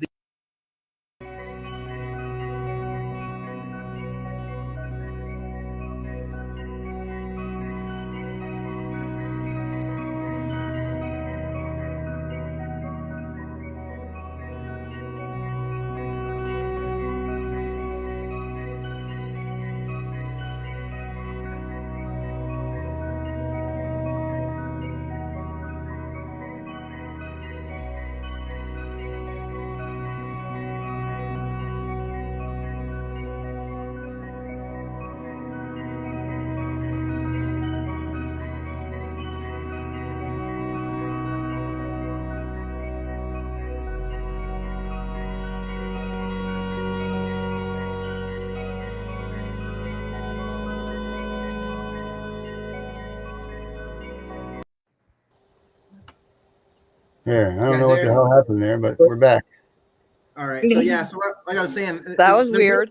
Yeah, these Congresses, these parliaments, they're made up They of did it to us. people who are not they're not like us. They are people they've always been elites. They went to elitist schools. They've always worked in politics. Their families have been in this business of slavery for years. We recognize that all of our countries, they were founded on slavery. They were founded by people who were in the business of slavery. And these people who are running these governments are inbred people who have been running these governments for quite some time. And the least represented person inside of any of these Congresses is the poor. There's not a single poor person within these Congresses or parliaments. There's not a single CPS victim in these Congresses and parliaments. These aren't regular dads, regular people. These are people who are not like us. And how could they possibly ever represent us? And that's one of the issues that we've got right now, is that these governments are being controlled by people who are not like us and do not represent us. And as long as we continue to vote for these people, we are choosing our slavery. We're choosing our slavery as long as we comply. And we continue to say, yes, we're going to go with that one, and we're going to go with that one, knowing that both of them are bad, knowing that neither of them is like us. No, I understand. You see, so I'll give you an example of what I've been doing. Because I don't care about the Congress, like your Congress. I don't care about my Parliament, because I know they're all corrupt. So why would I want to waste my time with it? It's falling on deaf ears, shall we say. So what I do is I actually go to every mosque, every church, every Sikh temple, every community center. I go where the problems are. So I go to every single place and I do a lecture. I talk about it and I wake them up, because what you will find is in every state or in every town and city, whatever it's called over your end, you'll find not hundreds but thousands of people who've been affected. They don't have a voice. They're being silenced. They stay quiet. To wake them up, what I do is I go down, I make myself available. On my own, I just go down there, I pack my van up, I make a video, I release it, and I stay there for about 8 to 10 hours every day in a different town and city. This way it gives people time to come forward. On top of that, when we share it, it starts going out. When it goes out, they realize, hey, I mean, I don't live in Manchester, and they'll see me in Manchester and they'll say, wow, hang on, he's speaking up about it and he's in Manchester, so I'm not on my own. So he'll want to contact me. Then another one will contact me. And slowly but surely, what you'll find is a gathering from every state, every town, every city, every village will start coming together. Because don't forget, this is not just happening now. This has been happening for decades. So you're going to find frigging up millions of people, and especially in America, it's a lot bigger than here. You're going to find a shitload of people that will come forward, because what they're looking for is a voice, because everybody's been suppressed, everybody's been silenced. So if you can find a voice that is going out, doing that, you'll wake the public up in each town and city. So for example, I mean, one of the things I could do from here, once I get sorted, every town and city you got an issue with, I'll do a little video for it. I'll send it. I'll even share it down in America, because I've got loads of groups. I'll share it. And then it'll hit the people in that area. When they see it, it'll make them understand, hang on, we're not alone. Because the problem is everybody thinks they're alone. Exactly. Fuck the top people. They don't give a shit. Like you said, they're not affected by it. They're part of the elite shit, and we don't give a damn about it. So this is the way I've been doing it in UK. I mean, now literally we have millions that have woke up in the landmass that we have, millions. Because the video does a lot more damage. You don't have to be there every day. It just needs to be shared out. Because then the more people see, they think, fucking hell, it's happening in my town. Even then, the curious ones, you've heard about curiosity kill the cat. Well, we've got a saying in England, curiosity kill the cats, bring them forward, let me slaughter them for you. Let me put you out of your misery. You know what I mean? And then they join the lives. Then the masses start joining the lives. They listen to what we got to say. And I'm talking about their towns. See, actually, I'm just talking, but they know, wow, hang on, what he's saying, that's happening in my town. It's happening to me. I'm not on my own. I need some help, because don't forget, every parent is suffering. They want to be reached out. They want that help and support. And then you got to tackle the community separate. So I go to mosques separately. I go to the mosques, I do a talk there, I wake the imam up, I remind him what the Quran says, I go to the churches, I remind them what the Bible says, I go to the Sikh temple, I remind them what their book says, you know what I mean? And just as humans, because there's victims in all walks of life, then victims come forward, then they come to the mosque, they come to the church. He's right. We are. This is what we're going through. I'm going through this. I'm going through this. Because there's so many victims that will be going to church.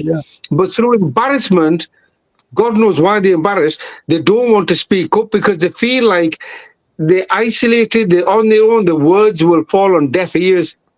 We just need to remind them they're not forgotten about and they're not on their own. We will speak for them. And this is what I was thinking about. Nothing to do with the top. I've never ever gone to the top no more, because every time I go to the top, they go on the sick. I mean, right now, I think my whole team takes the piss out of the government. They say, if you want your MP to go on the sick, send Rangi down. It's the Rangdemic. I go down there and they go on the sick.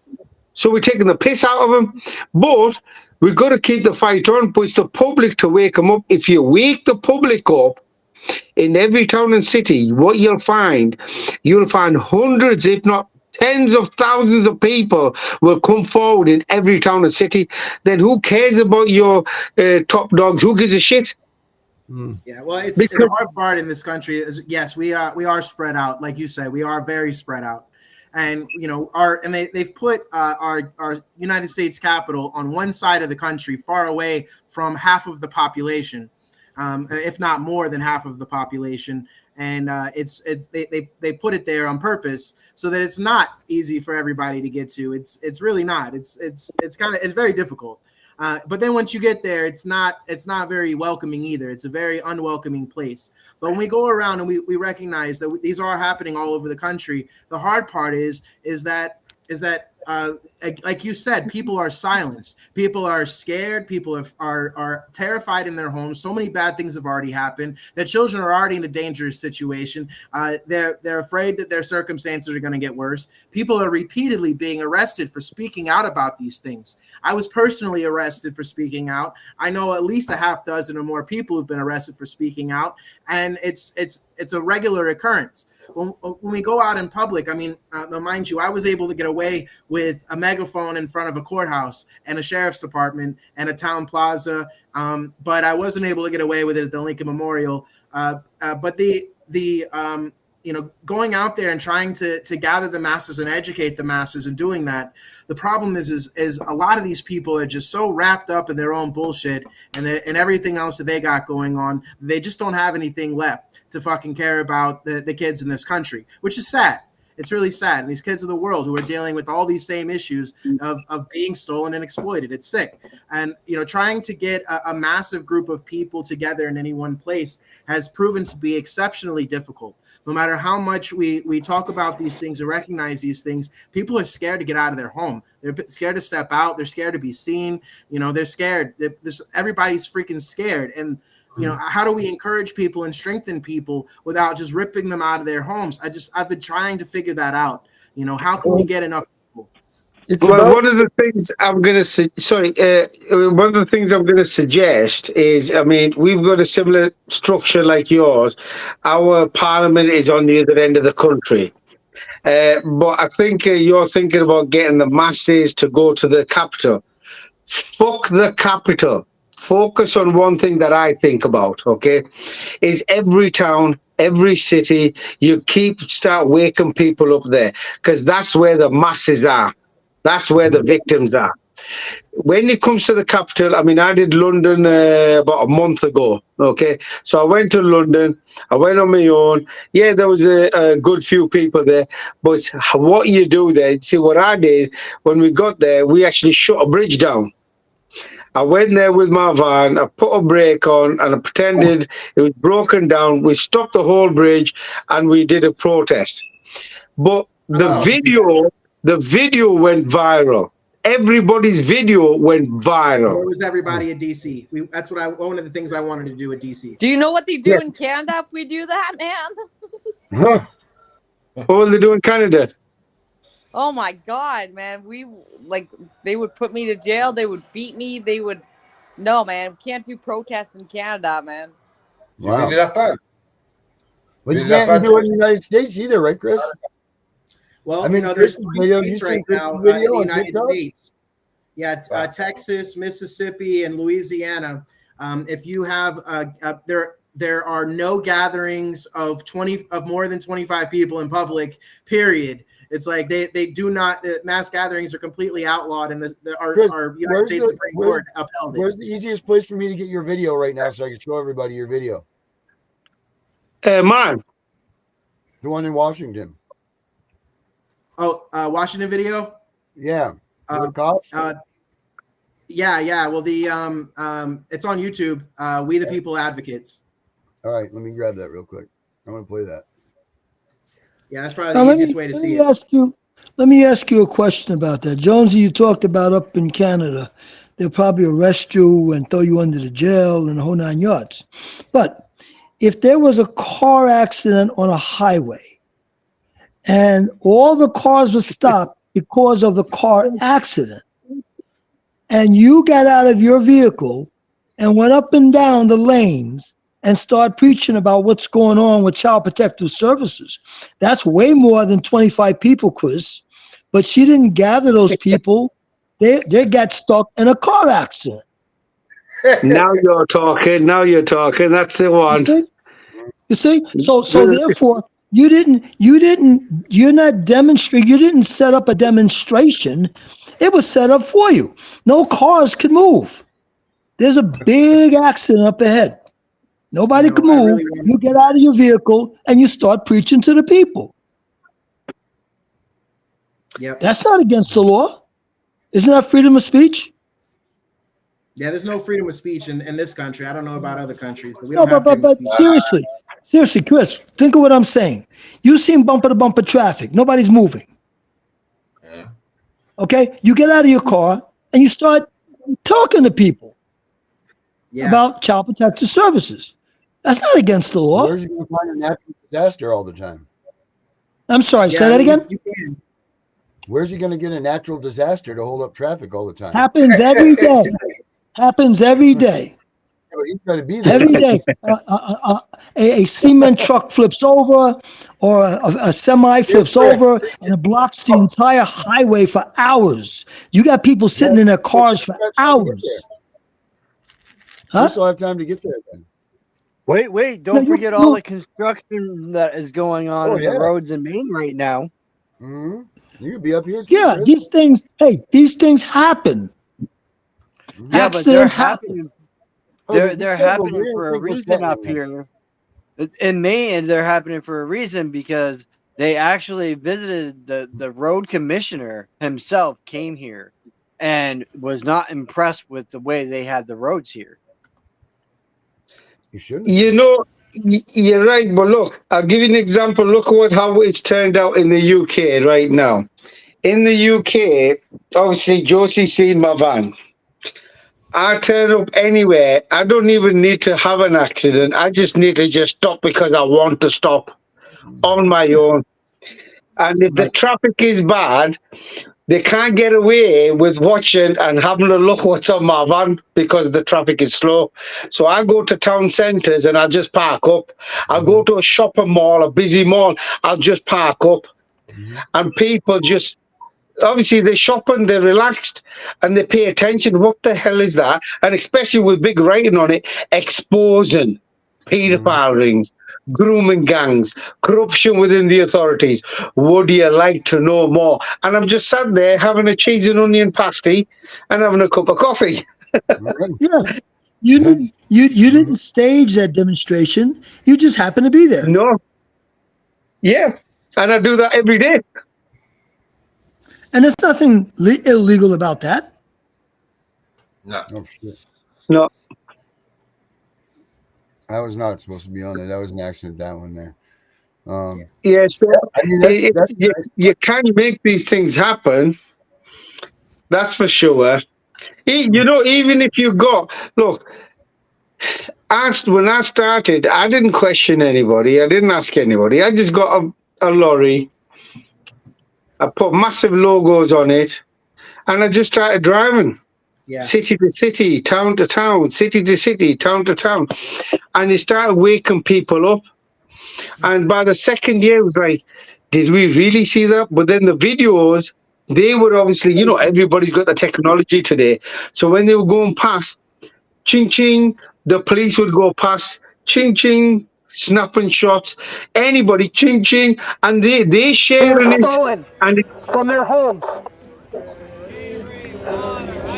Our court system did not help these parents protect them. The court system instead exploited that family, stole that child, and put that child in a dangerous, exploitative position.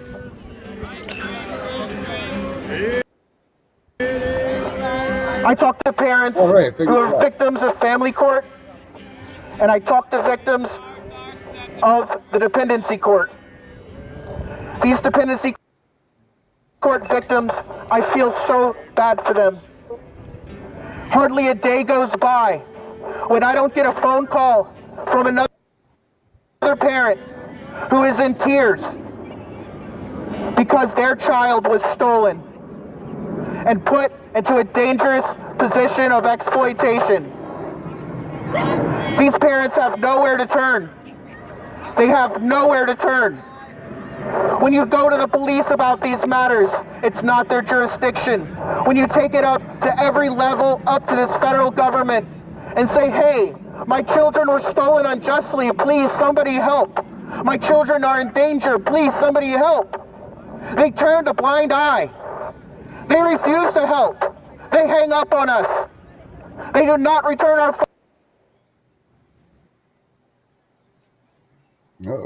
phone calls. They do not save our children. Chris, does this come over to when the cops get you, grab you? There are so many children Yeah, it's about 20 minutes in. now who are in dangerous situations around this country. They're in foster care or they are placed with abusive parents. Meanwhile, you're doing it, man. I mean, this is all you can ask for, you know? Yeah, it gets kind of rough about 20 minutes in. You know, they come up. This is about it right here because you see, I don't have my megaphone anymore. They took the megaphone away. All right, so that's a good spot. There you go. Yeah, we're working together. That makes. So Herbert, here you go. Those parents that I know. Your analysis. Here we go. They call me. They ask me. They beg me to please, don't forget them. And I don't. I come out here boldly to tell you the truth. Children are being stolen by our family courts. Children are being stolen by the Department of Children and Families, and these statutes, codes, and ordinances are only meant to violate our rights for the purposes of generating revenue and slaves. Now, right now, where am I? I am standing before you at the Lincoln Memorial. And I'm going to tell you a little bit of American history that they don't want you to know. Yeah, I was going to. Abraham Lincoln. What is he famous for? Many will say ending slavery. He didn't end slavery. The Emancipation Proclamation, it removed the chains from those slaves in the southern states. It did that. But the 13th Amendment put bondage on all of us. The 13th Amendment expanded slavery throughout the entire United States. The 13th Amendment says that slavery is now legal as long as it is punishment for a crime. There are different forms of slavery. Some of it is labor slavery, that's physical bondage. Some of it is debt slavery, where you're a slave to debt. But one of the things that is common in all forms of slavery is that the people who are enslaving you will do anything to keep that stronghold over you. This court system, this system of statutes, codes, and ordinances, our family court system, our dependency court system, they are systems of slavery. They steal our money, they steal our children, and they steal our very lives. The United States is incarcerating more people than anywhere else in the known universe. The supposed land of the free is absolutely full of allegedly free people who exercise their rights and are now imprisoned for it. I ask all of you, wake up and recognize that your children could be next. Your family could be the next victim. That's the facts. There's hardly anyone I know who doesn't know. You have to put the noise amplification device down, all right? Can I speak for a moment? Like as a gentleman. So, yes, you do have First Amendment speech rights. You and I both agree with that. However, on the Lincoln Plaza, due to the superintendent's compendium, which applies to both the Lincoln Plaza Washington Monument, Jefferson Memorial, using a megaphone is a violation of 36 CFR, okay? And to infringe on my exercise of my rights is a violation of 18 USC 242. And the fact that the two of you are working together, that makes it a violation of 18 USC 241. So you're both subject to, and the fact that the three of you are all working together, we have Pirong, we have Davey, Ayarardi. We have the three of you here right now, infringing on my right to free speech. So we could discuss this right now. We're actually both not attorneys, but if yeah, you have that's okay. If you have an issue legally, we could go to court and you can make your argument there, okay? The courts are corrupt, just like the blue wall of silence is corrupt. So the courts operate under immunity. They're not out. They're not out here to help us, just like you're not. Right now, you are trying to capitalize off of the exercise of my rights. Right now, you are infringing on my right to free speech. That makes you a tyrant. Officer, I'm Dr. Tran. I'm a physician from Dallas, Texas. Our children were stolen. I'm not trying to argue that point. Our children were stolen. We have a right to come up here and tell anyone, anywhere the truth about children being stolen in this country. Okay, well, you also have an American right to contest in court once we were to issue a citation. They don't. There's no due process in those courts. Okay. Do you have an ID, sir? I don't have an ID. All right. Can you give me your first name, last name? I don't consent to that. I don't want to. Well, that's a DC criminal code if you were to fail to identify yourself. DC criminal code. You're park police. You enforce DC criminal code. Okay, but we're federal officers and we have jurisdiction in the DMV area. Can you prove your jurisdiction? If he does not use look it up online. Just prove your jurisdiction. I'm a federal officer. I have jurisdiction all throughout the United States. Prove to me that you have jurisdiction and you're a federal officer. Show me your jurisdiction. All right. Do you want me to get my credentials? I'll show Please. you. Yeah, let's see some proof of jurisdiction. All right. Do you have your credentials on you? He thinks we're falsely identifying ourselves as law enforcement officers. So we're not. If you want to bring that up in court, we can bring that up in court. I just want you to prove your jurisdiction. I just want you to prove that you have jurisdiction over me. You are an American citizen in America. You're not an American citizen? You're in America? Nope. Yeah, you are. Nope. All right. I'm in USA Inc. Okay. This is not America. This is not the America that our founding fathers fought for. I told you before, this is not a roadside courtroom. If you want to make your argument, you make it in court. I'm making an argument right now that right now you all are violating my rights and the law, and you don't have a right to violate my rights. Okay. So sue me in court. That's the courts are corrupt. That's the point. That's why we the people are taking a stand, because the. Okay. Herbert, what would you say if someone would say that to you? Okay, first of all, Chris, if I'm correct, you had the right for free speech. Am I correct?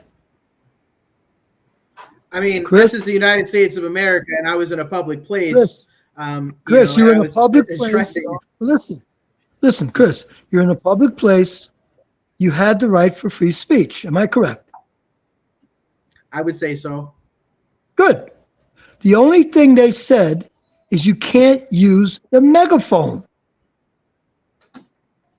That's all they said to you. They weren't stopping you from talking. They just said, sir, you can't use the megaphone. All right. So I'm going to tell you what the word infringe means. All right. To infringe is not to just stop. It's to limit. Okay. So infringing on someone's free speech is to limit their free speech, and to tell them how they can exercise their free speech is to infringe on their right to free speech. So regardless of whether or not they have an ordinance that says you can't use a noise amplification device or not, there's also an exception in there for federally protected activities. And this is in their own laws and rules too, and this is throughout the entire nation. There is an exception under every single, and I've been seeing this in multiple cities throughout the USA, there is an exception to the noise amplification clause.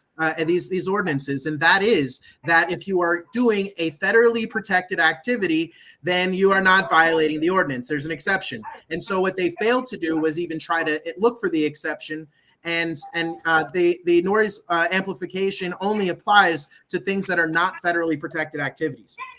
All right, but Herbert, yes. Would you say, where would you be? Say that again? All of that being said, what would you be doing? What would you say to him at this point?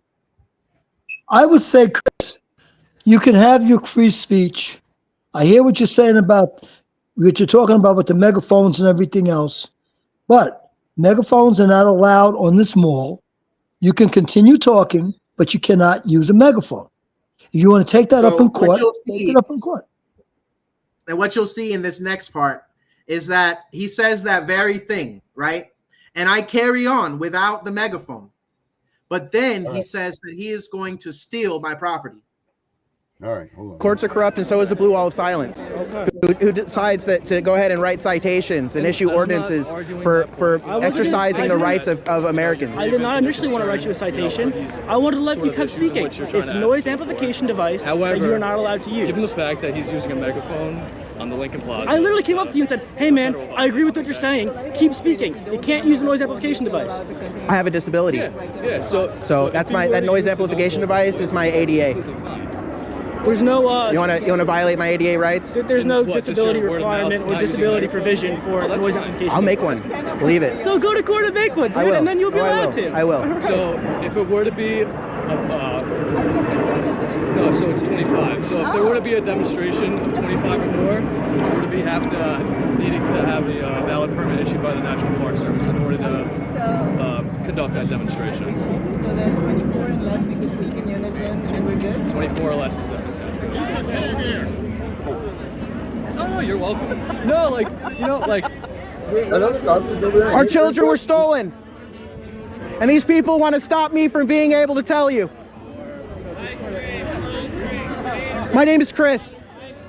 I have a 501c4 organization called We the People Advocates out of Oceanside, California. And I take phone calls from parents whose children have been stolen by corrupt government officials, corrupt actors who call themselves public servants, who are in fact not public servants, but public enemies. There are so many children in this country being stolen every day. There are 850,000 children in foster care annually. That's 850,000 children being stolen from their parents. Our entire court system is corrupt.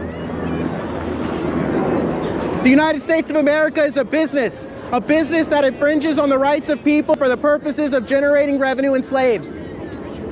They're enslaving all of us through high taxation, theft of our children, and mass incarceration. Over and over again, our rights are being trampled upon by these people who call themselves public servants. But they are not public servants. They are not looking out for our interests. I have yet to see, lately, a single bit of legislation that enforces our rights.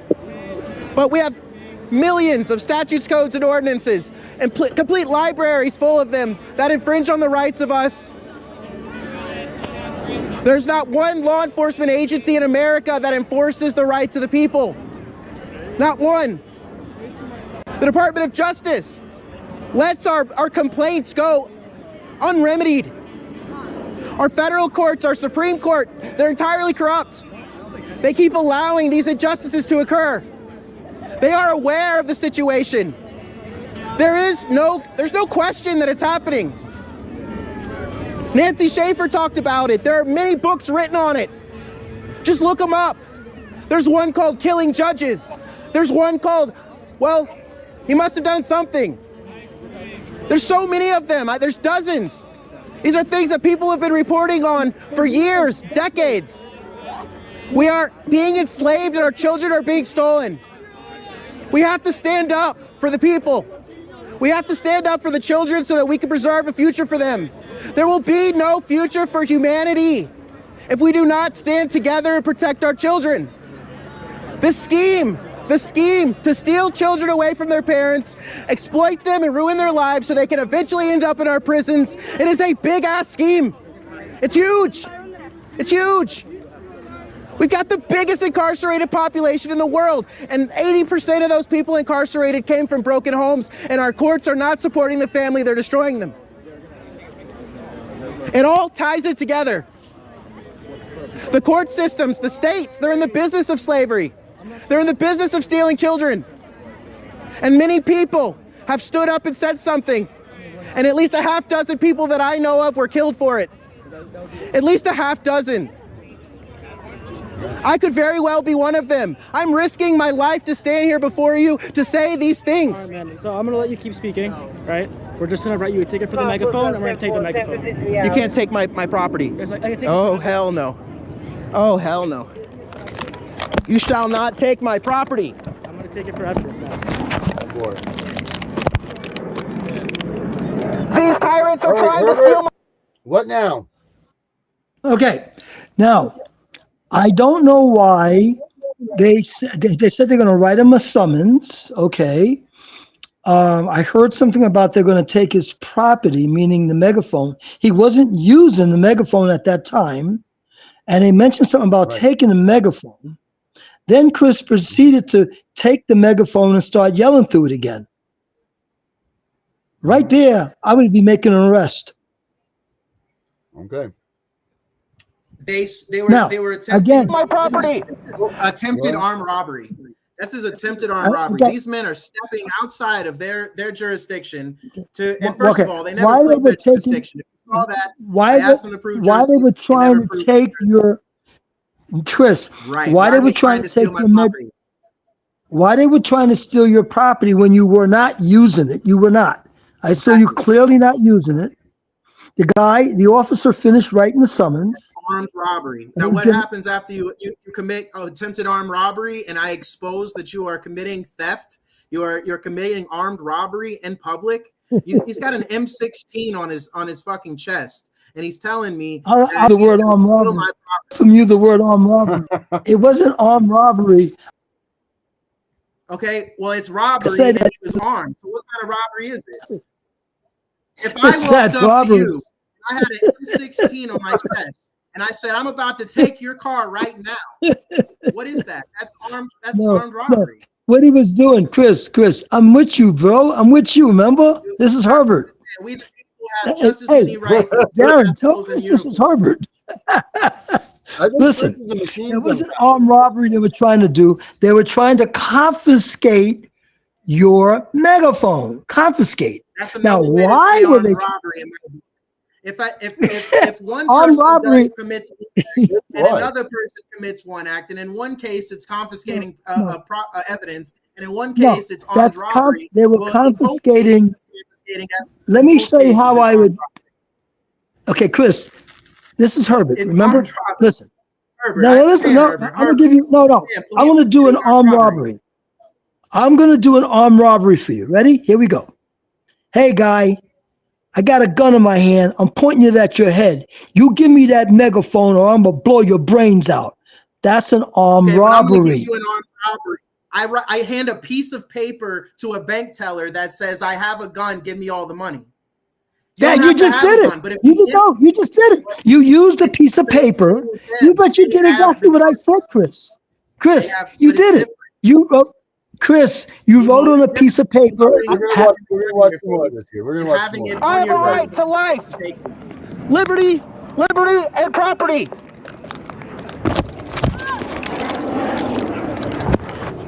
These government agents may not steal my property. They may not take my liberty. And they shall not infringe on my freedom. We the people have got to rise against this tyranny. I have an absolute right to tell the truth that our government actors have turned this government into a business that infringes on the rights of the people and destroys our American family and has absolutely no bearing on our American ideals. I have not committed a crime, but this man is trying to steal my megaphone. I have told him he may not steal my property. He may not steal my property. Wait, get your hands off of me, sir.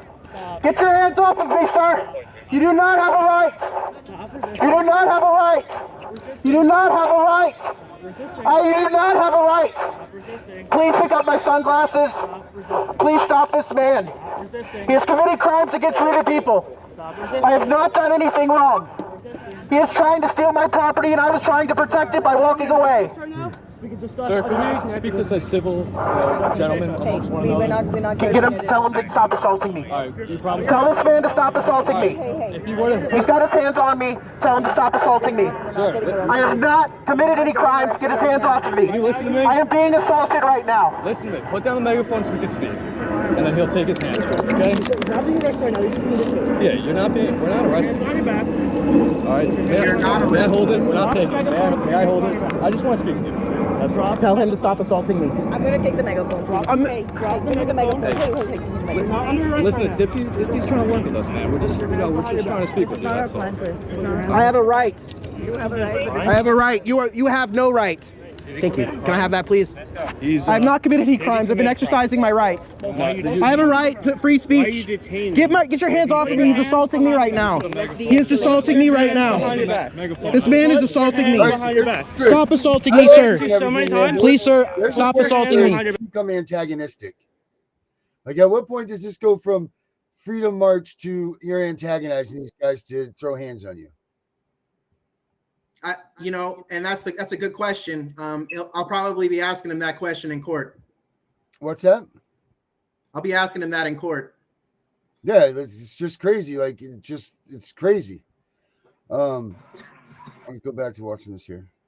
I asked you to prove your jurisdiction, you failed to.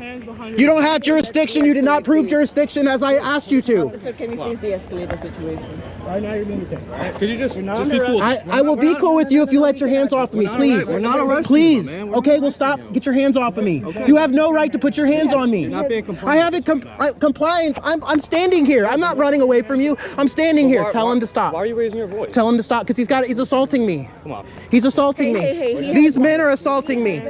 These men are assaulting me for exposing the blue wall of silence and exposing the child theft in America. They are assaulting me right now for exposing corruption. This is what happens in the United States of America when you tell the truth. They assault you. They assault you. They hurt you. We're not assaulting you. This is the blue wall of silence at its best. This is tyranny. Calm down. This is tyranny incarnate. You are witnessing tyranny at hand. Listen to Dipty, please. Tell these men to stop assaulting me. Okay, let's not go. Sir, stop assaulting me. It is not a lawful order to trying to physically assault me. There's nothing lawful about assault. There's nothing about this that's lawful. Stop resisting. I'm not doing anything. You can tell I'm just standing here. We just want to talk. You need it. Okay, well, let go of me. Well, you're not compliant. Let go of me. Can you listen to me? Let go. Listen. Can you let go? I am exercising my rights, and you're infringing on them. This is a violation of 18 U.S.C. 242. Deprivation of rights under color of law. He is using pain compliance, and he is trying to break my thumb. Right now, he's trying to break my thumb using pain compliance. These are tactics of the blue wall of silence to try and enforce these criminal codes. This is slave codes. This is an extension of slavery. This is not what Abraham Lincoln wanted for America. This is not what the founding fathers fought for. They did not fight so that people could be hurt and assaulted for exercising their rights. You are hurting me, sir. You are hurting me, and all I did was exercise my rights in the United States of America. All I did was tell the truth in public. All I did was tell the truth that my children were stolen, that her children were stolen, that children all over America are being stolen by these corrupt actors who call themselves public servants. They are not public servants. They are public fakers. They are public fakers just like these guys. Law enforcement should be enforcing the rights of the people, not infringing on them, not arresting people for the exercise of their rights. I've done nothing here, but just tell the truth. But just stand before you. They are hurting me. They are hurting me. They are hurting me. For what? It is not a lawful order because you have not proven your jurisdiction. Prove your jurisdiction, and I will. Oh, ah! Ah! Ah! Ah! Stop trying to hurt me. On your stomach. Stop trying to hurt me. On your stomach. I'm now. not. Stop trying to hurt me. Hold on. My hands are here. Got it? Get your hands behind your back now. All right, so we've seen this pretty much. Ranji, what happens to you guys over there if you do this?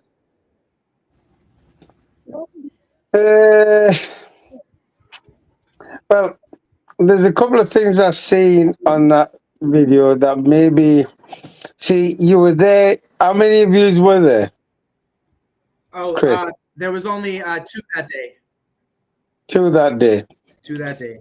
Now, I don't know if you, Darren, if you could do TikTok on there, can you? Yeah. Oh yeah. We can do it. Yeah. Yeah, we still have TikTok. They haven't taken it yet. No. I'm saying, can you put a TikTok video on there? Oh yeah. I can put a TikTok video. Yes. Yeah, if you go onto my TikTok, I'm going to show you, but mine's a shorter one, but I'm going to show you. If you go onto my TikTok, go to the first video that's pinned, right? Because I noticed a couple of things that could have been done a lot, because I think it was in the wrong place as well, if you ask me. Well, let me Because ask you. Let me ask big you. ground, You said he was in the people wrong were. place. You said he was in the wrong place. What?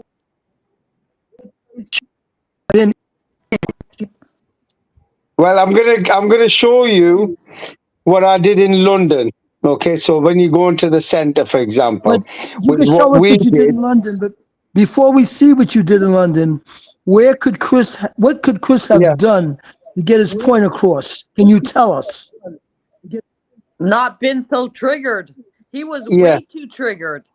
Yeah, what he could have done is firstly not been there just with 2 of them, okay? Because when you've got a few people with you, then you attract the crowd, which is good. Wake up, okay? America! When people are going to DC, just get your ass there. Don't wait, and don't let them go by themselves. Especially when they've spent 6 months trying to organize something for you. Yeah, well, this is the thing you see. The other thing I noticed, the other thing, if I could break in, the other thing I noticed, Chris didn't have a crowd. People were just walking around. Yeah. Nobody was. I mean, the people who were walking around were probably visitors from other countries, people who worked there on lunch breaks, and people just passing by. Well, no, it was a weekend, so it was tourists from all over the United States, tourists from all over the world, and it was the Gaza protesters because the Gaza protesters were there. So in doing that, I managed to attract the Gaza protesters. That's who you see in the video at the end there, right before they attack me with their weapons and bring me to the ground. Is that as the Gaza protesters Chris, who were watching. you didn't have a demonstration. You didn't have an organized bunch of people standing there. You didn't have an audience standing there listening to you. And I went by their offices beforehand and I told them what my intentions were and that I was going to be exercising my rights in public. And I asked them if there was going to be any issues, and they told me there wouldn't be any issues, and they brought some issues to my table. So, did you ask them about using a megaphone? I told them that I had my equipment. I had a megaphone. I've got that video too. I haven't posted that one, but I told them what I was using, what I was doing. You told them that you're going to be using a megaphone. You informed them that you're going to be using a megaphone. They saw me the weekend before at the Dr. King Memorial. So did you inform them, Chris, did you inform them that when you speak, you're going to be using a megaphone? I did. I have it on video. And they approved your megaphone. They told me that, I mean, they said that, you do what you do, you break any rules. Did they say it's okay? They were very non-specific on purpose. Okay, but no, they're specific. It's either yes, you could use a megaphone, or no, you can't. So did they say yes, you can use your megaphone? Yeah, they didn't say. So then when a police officer walked up and said, sir, you can't, you could speak. He said it, I heard him. You could speak. You have freedom of speech. You can't use a megaphone. Now tell me. Now, if you would have said, okay, I'm not going to use my megaphone, and you stood there and kept talking, you would have been fine. But I did that, and then they said that they were going to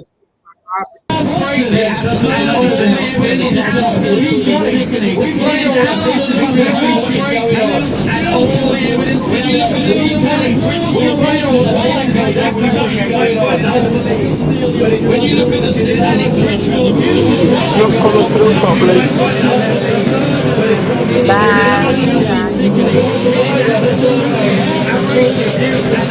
evidence is that our demonic. As well, when you look at the satanic ritual abuse as well, as well,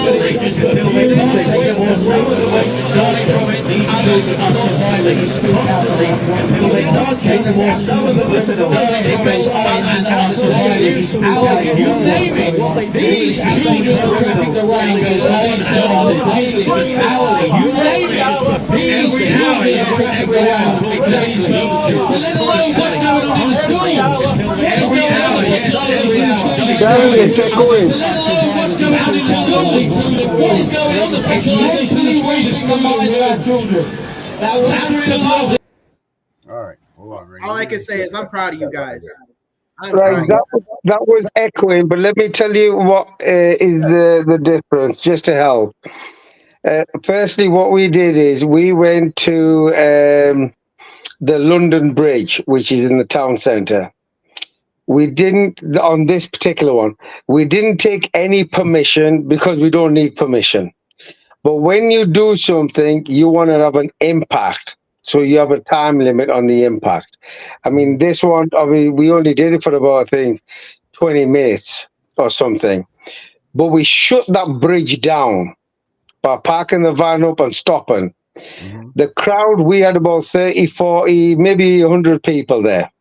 So they had the banners. They just walked into the middle of the road, and we had a not a megaphone like yours, but a massive speaker one. And one of the guys just let it rip in while everybody's videoing. Both sides of the traffic was stopped. It was jammed out both sides. Nobody was going nowhere. But we made the impact. We didn't want to stay there too long because we didn't want to cause any extra animosity with anybody. However, just when we finished, we had 4 police vans, 4 police cars that followed us, which we didn't mind. So then they came and started walking with us, asking us questions, and I was in the van. So I was asking them the question, telling them that, yeah, I'm in the van, I'm with the protest, you know what I mean? Just come over that bridge. And obviously, I know one of the vehicles had an issue, just made anything up, kept it very, very simple. And we walked off, and we had a nice slow walk to the next destination. And we were surrounded by police, but not one police officer was pulling us over, trying to give us any tickets or anything whatsoever. So I got to the next location, we parked up, no issues whatsoever. Because when you're doing something like that, you got to be organized. But on your own, like what I do every single time when I'm out, when I'm on my own, I go to the most busiest place in the town, in the city, wherever it's going to be, whether it's the busiest shopping mall or the town center. Sometimes, you know, you have roundabouts and you've got a space in the middle of the roundabout. I drive onto the roundabout because long as I'm not breaking any laws, I'm not obstructing anybody, I can virtually do what I want, okay? Because I'm not getting anybody's way. So, but in short terms, you could do a massive impact in the middle of the city, shut the whole bridge down. Yeah, it caused them a bit of an issue, but we caused the impact. And we had 100 lives going on. We probably hit about 1 million people between us all. Easy. So it went viral between all of us. Brilliant. We're getting the job done. But when you're going on your own, you've got to understand what you don't want to be doing is... I wasn't trying to go on my own. People just didn't show up. I advertised this for 6 straight months. And only less than like maybe a half dozen people showed up total. You know, 6 months I tried to get people to prepare, plan, organize, and get your shit together because we're going to DC. And after 6 months of pushing it, 6 people showed up. You know, and people were afraid to leave their houses. People were afraid that they were going to get in trouble. People were afraid of this and afraid of that and too broke and too scared and too whatever. But people didn't show up, and it makes it a lot harder when you know people won't show up. people won't show up and fight against this corrupt system. They're too scared. They're too weak. They're too whatever, making too many damn excuses. But you know what happened is that you proved them right. 20,000 views on that video so far. 20,000 views plus. You know, that's some kind of an impact. You know, all of those people who are there know about the situation. You seem to me to be very intense, and I would be the same way. I would have reacted the same way as you. Hey man, get your fucking hands off of me, because I'm very intense too. But I think he's more like calm and doesn't get into it. Me and you had the personality that were like, well, you listen to me. I'm not here. I worked for 6 months, blah, blah, blah. You're going to listen to me. Nobody showed up, you know? You know, if people would have shown up, I wouldn't have been by myself. If people cared enough, jump in front of the start a riot and make a bad name for us. Yeah, well, really, you know, you don't want to be the troublemakers in these scenarios. You don't want to give a bad name to the people that are trying to go there and portray their message and get their message across. You can't be the bad, you know, the bad example that ruins this movement before it goes. Like if we had 15 people there, we could have done something more impactful.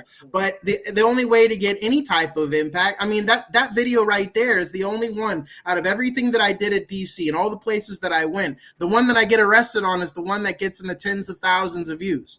That's the only one.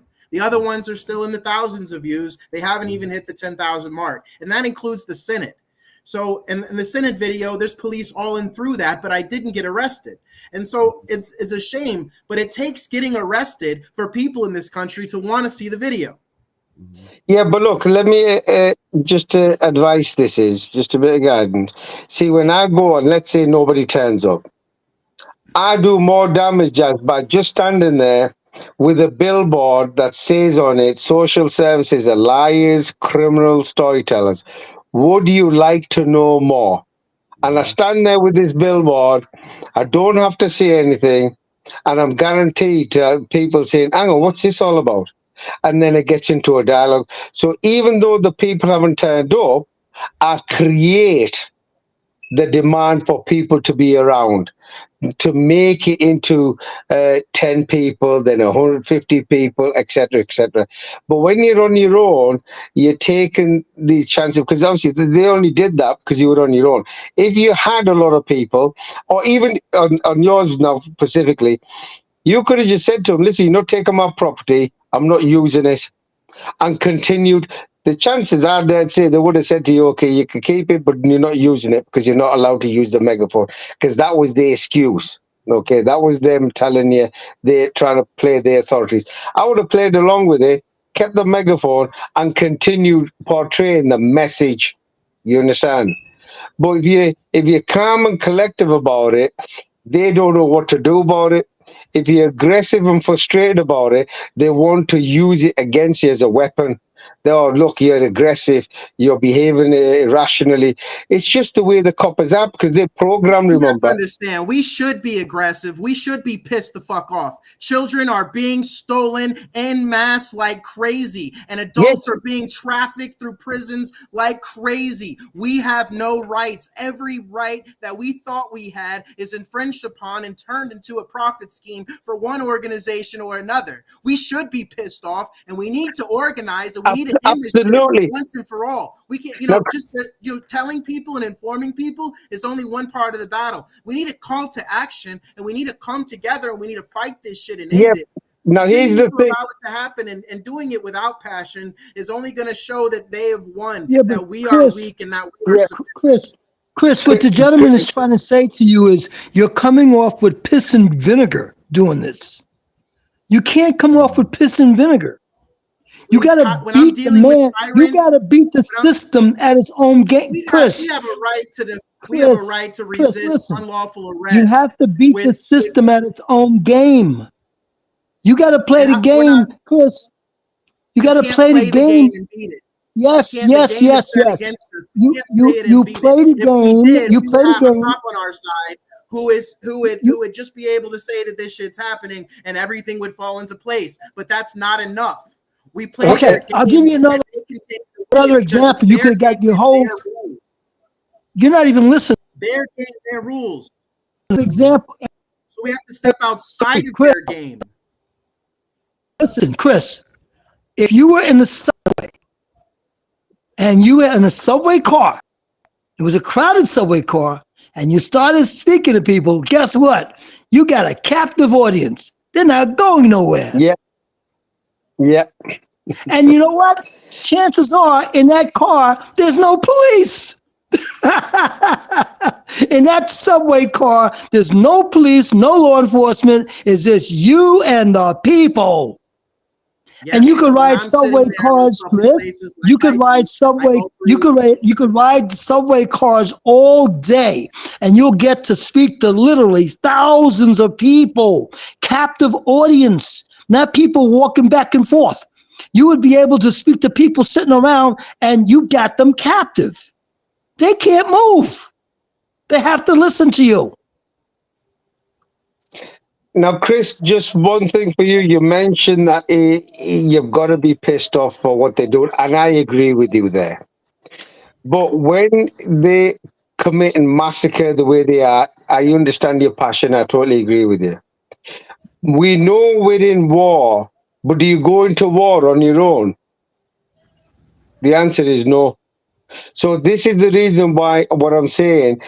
For the first 2 years, I was going out town by town, waking them up, waking them up, waking them up.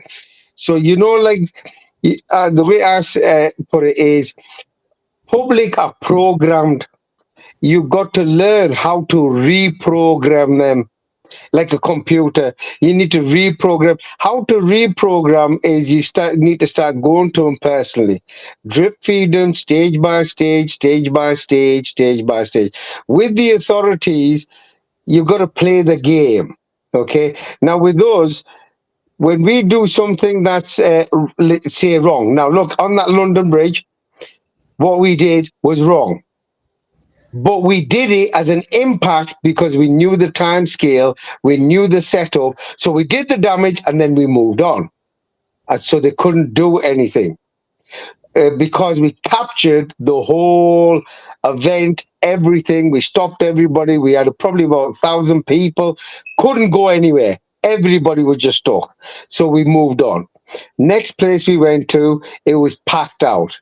And that next place, obviously, we took our time with our megaphones and everything of the sort, but we structured it. That's with obviously people there. But on your own, my suggestion would be is exactly what Hubert said. Get like people, whether it's on the train, whether it's in your shopping mall. And I'm telling you, me myself, what I've been doing, I go to a city or a town, I go to a really, really busy place. On my own, I will make a video because my van, the logo does the damage. In other words, a billboard could do the same damage. I make the video, I release it, I make it go viral, I link all the towns local to it, and I let everybody know I'm there for the next 8 hours. But while I'm in the town, I have a billboard saying, "Would you like to know more?" Or social services, liars, criminals. And I'm telling you, what I find is social workers will come over, business professionals come over, and more importantly, every single person who has been affected by it or who knows somebody who is affected by it wants to know more, wants to know what you know. And then you go, me personally now is, I go into a professional dialogue. Hey, now you're asking me, would you like to know more? Let me show you how they steal our children. Let me show you what they're covering up. Let me show you what's behind the scenes. So I stage by stage, I show them, I drip feed them one document. What do you think? I ask their advice, their opinion, and I get the same outcome. This is major problem here. Is this what they're hiding? Yes, they are. Would you like to know more? Oh my gosh. They'll ring a friend up, a family member up, associate up. Hey, there's a guy down here. You've gone through this. You might want to get here. So I've captured the people coming to me and I don't have to go to them. But that's me on my own, just like with what you did there on your own without making a sound. I mean, because it was such a big place, open space, People were scattered everywhere.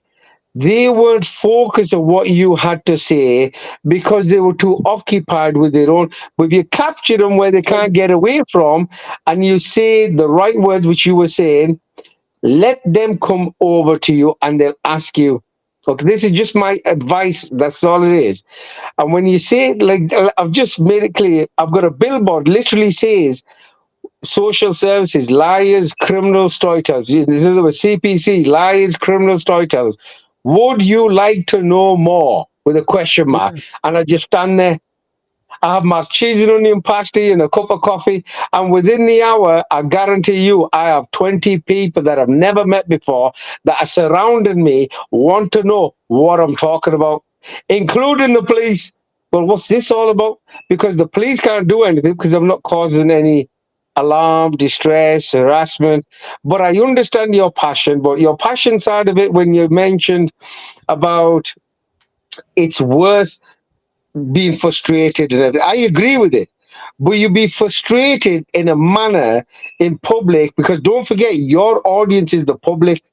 So to win the public over for me, I'm very, very calm, collective. I'll show you some of my lives and everything with what I'm very calm with it. I'm relaxed with it, but I do the fucking damage. Are you saving any children though? Have you gotten any children to safety yet? Yes. I've even stolen children from them, and now they're safe. I'll do whatever it takes. But then you got to think. You can't put yourself at risk. You can't put anybody else at risk, and you don't put. You definitely can't put yourself because if you put yourself at risk, how are you going to help somebody else tomorrow? Right. So you got to think like that. So we do save children. You know what I mean? Also, so Chris, these are you, if you could get on a train, try that. If you could get on a bus.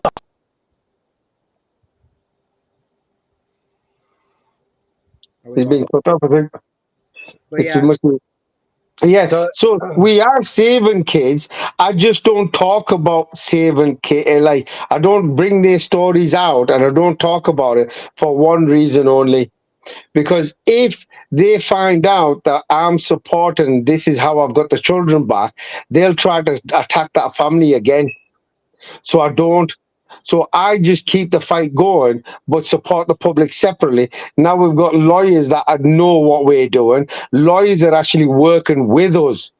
So when we've got cases, we ring them up. And let me tell you something, through LCS, when we send them a case, within 2 hours, they react because they know their business is online. You know what I mean? With us, because we bring them 30% of their trade. And by the end of this year, I dare say we'll be hitting about 90% of their trade. So they've got to do what we want. So the more we do for them the right way, the better it is for us. But you can't put yourself at any risk. On your video, I would have literally have got the megaphone off him and said, listen, I'm keeping the megaphone. You've told me I can't use it. Okay, I'm happy with that. I'm putting it to the side, but there's no need to try to steal my megaphone. Leave it alone. You've told me, I'm happy with it. And they were entrapped at that point, you see, because now you complied with what they said, even though it was wrong. Because don't forget to give you a citation. You could deal with that later. You see, then if they try to go for your megaphone, then you have them. You entrap them with their own silly ass games because they really are stupid people. They don't know the law. Most of the coppers don't know none of the laws. Hubert, you were saying something before you went, mate? Yes, I was saying, Chris, why don't you consider taking a bus, a city bus, and doing your stalk? Take a train. Yeah, I do that. I take buses, trains throughout Walmart, the grocery stores, the gas stations. I talk about this literally everywhere I go. The library, the beach. I mean, and it's actually and then like the gentleman said, say to people, if you want to know more about it, give them your website, give them your email, give them information, your phone number, or whatever. You'll be able to accumulate thousands of people. Yeah, but we do recognize that every single minute that goes by, another child's being taken. You know, every minute that we're sitting by and you know, like there's 5 of us right here. The 5 of us could be working to get together in one central place and going to do something, you know, incredible. You know, there's I agree. millions worldwide, and you know, there's so many things that we can do to end this abruptly and permanently, and you know, nobody is doing those things yet. So, Chris, I mean, I totally agree with you, because don't forget the aim is to wake the public up. If you get my TikTok off, Darren, have a look at any of my videos. oh, I've seen your videos. So you see me, I stand there very calmly, and I describe what's going on, and I'll go through what's actually on the billboard or my van. I take it very, very calm. Just me, because don't forget, we're looking at the public. It's the public we need to win over. They don't want to see somebody angry, frustrated, because that for them, then it starts to perceive like, oh, it's an angry parent. He's lost his child. He's probably done something wrong. They have a preconceived view like that. But when you articulate in a nice, polite manner, I sometimes go out with a shirt and tie, a suit, and I do that. Because in certain areas, when I do it, they think, hang on, he's a shirt and tie suit, he's got a little billboard, he's not saying anything. Would you like to know more? And then if you've got evidence with you, which is even better, then you can have a genuine dialogue to revert that person or to reprogram that person into your way of thinking, into the truth, into the light. And once you start doing it to one person, the videos you're making on your site, then you could guide them to the site. And then I guarantee you, they'll go back home, they'll tell their friends, they'll tell their family, I met somebody, they look at this is what I've just learned, and this is what's happening. Because don't forget, there's always somebody, there's nobody should be in America that doesn't know somebody who's gone through this shit. Because it's in UK, nobody is exempt. Everybody knows somebody who's gone through this shit. So this way, they're like calling the people, hey, follow this person here. He's actually exposing them. He's speaking up about them. He's in the public arena. It's only when you've got a team behind you, right? Now, look, if I was in America, for example, or God willing, if that time comes, I could come. I'll bring my van with me. Yeah, I'll show you, and I'll tell you one thing: you watch the damage I do, because there's 100 ways of skinning a cat, and one thing I don't waste my time with is the parliaments, the top dogs, because they're full of shit. What's the point of knocking on their door? I want to get the average Joe to wake up, because that's where the power is. And once you start, forget DC, if you go through the rest of the United States, I guarantee you before the end of the year, you'll have 1 million strong that will come at a rally. And on that rally, you can speak loud, but not on a megaphone. It'll be a massive bass speakers, because it'll be a proper organized, but people will help and support because they've been affected by it. You know, so I'm not taking your passion away. I totally agree with you, because I'm the same here. Look, we were just saying 3,000 children a day are being stolen. I know this. I suffer with this. I want to do something about it, but I've got to think smart. Because if I don't think smart, the only one that's going to jail is me. If I go to jail, who's going to take the fight on? Who's going to wake the others up? Now, for me, I'm blessed because I've been doing it for the last 4 years. In front of everybody, that I've got a team, but at least we've got a platform, we've got everything sorted. So if anything happens to me, the team will just automatically pick up the pace and keep it going. But we provide them evidence. I mean, I literally, wherever I go, I take evidence with us. And the kind of evidence I take, I prove that they're liars, criminal storytellers, and they're child abusers with evidence, with facts. And I convert the police. Now, you see them police officers that you had there? If you just left the megaphone and said, listen, I'll put that to a side, but hey, guys, I appreciate you're supposed to be helping and supporting. I appreciate what you're saying. I've took the megaphone down, but I've got a concern, and you're my police department. This is what's happening. I'd like to share this information with you. Would you like to know more? Back to the same thing again, because your message is to open the doors and also bring people to the light, including the police, like I do. I bring the police. They didn't even talk to me, because when they talk to me, they know I'll entrap them. Because after that, I went to the next place in London, and literally there was about 25 police officers. Every one of them, I said, guys, You're doing a great job. Thank you very much for your support, walking us down. But you know what's on that vehicle, everything of the sort. I went through with them. I said, would you like to know more? Because here I've got some evidence. Two of them said to me yes first, and then everybody avoided me because they said, here, look, he has the evidence. Because I gave him a copy. That then give that now they've got the copy. What they're gonna do? They've got to go back. They've got to show it to somebody.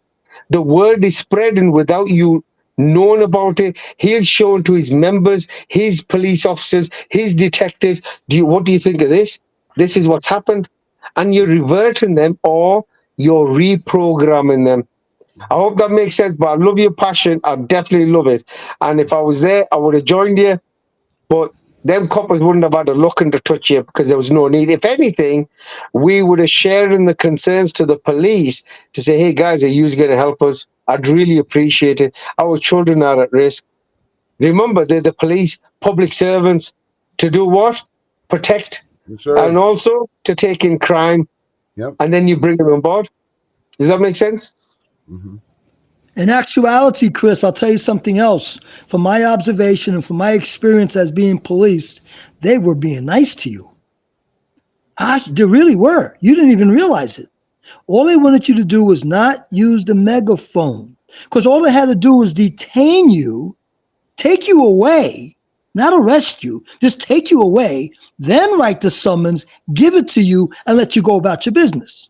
Well, they didn't do that. Yeah, they didn't do that. They didn't. They didn't move. No, Chris. I watched the video. Sat me in jail for 3 hours and then sent me home with some citations. Chris, I watched the video. I saw it with my eyes. You were still talking while they were writing the summons. They didn't have to do it that way. They could have taken you, your megaphone, everything else into the station house and then wrote the summons and let you go. They didn't do that. They let you continue talking. Ultimately, that's what they did. Ultimately, what they did is after they arrested me, they took me to the police station, sat me down at their station for 3 hours, fingerprinted me, wrote me 4 citations, and then kicked me out the front door. Yeah, but the thing is, they stopped you from talking. Right, they did. They stopped me from talking. No, but see, you stopped yourself from talking. If you would have just complied with the megaphone. Now here's the deal. Where was I at? I was at the Lincoln Memorial.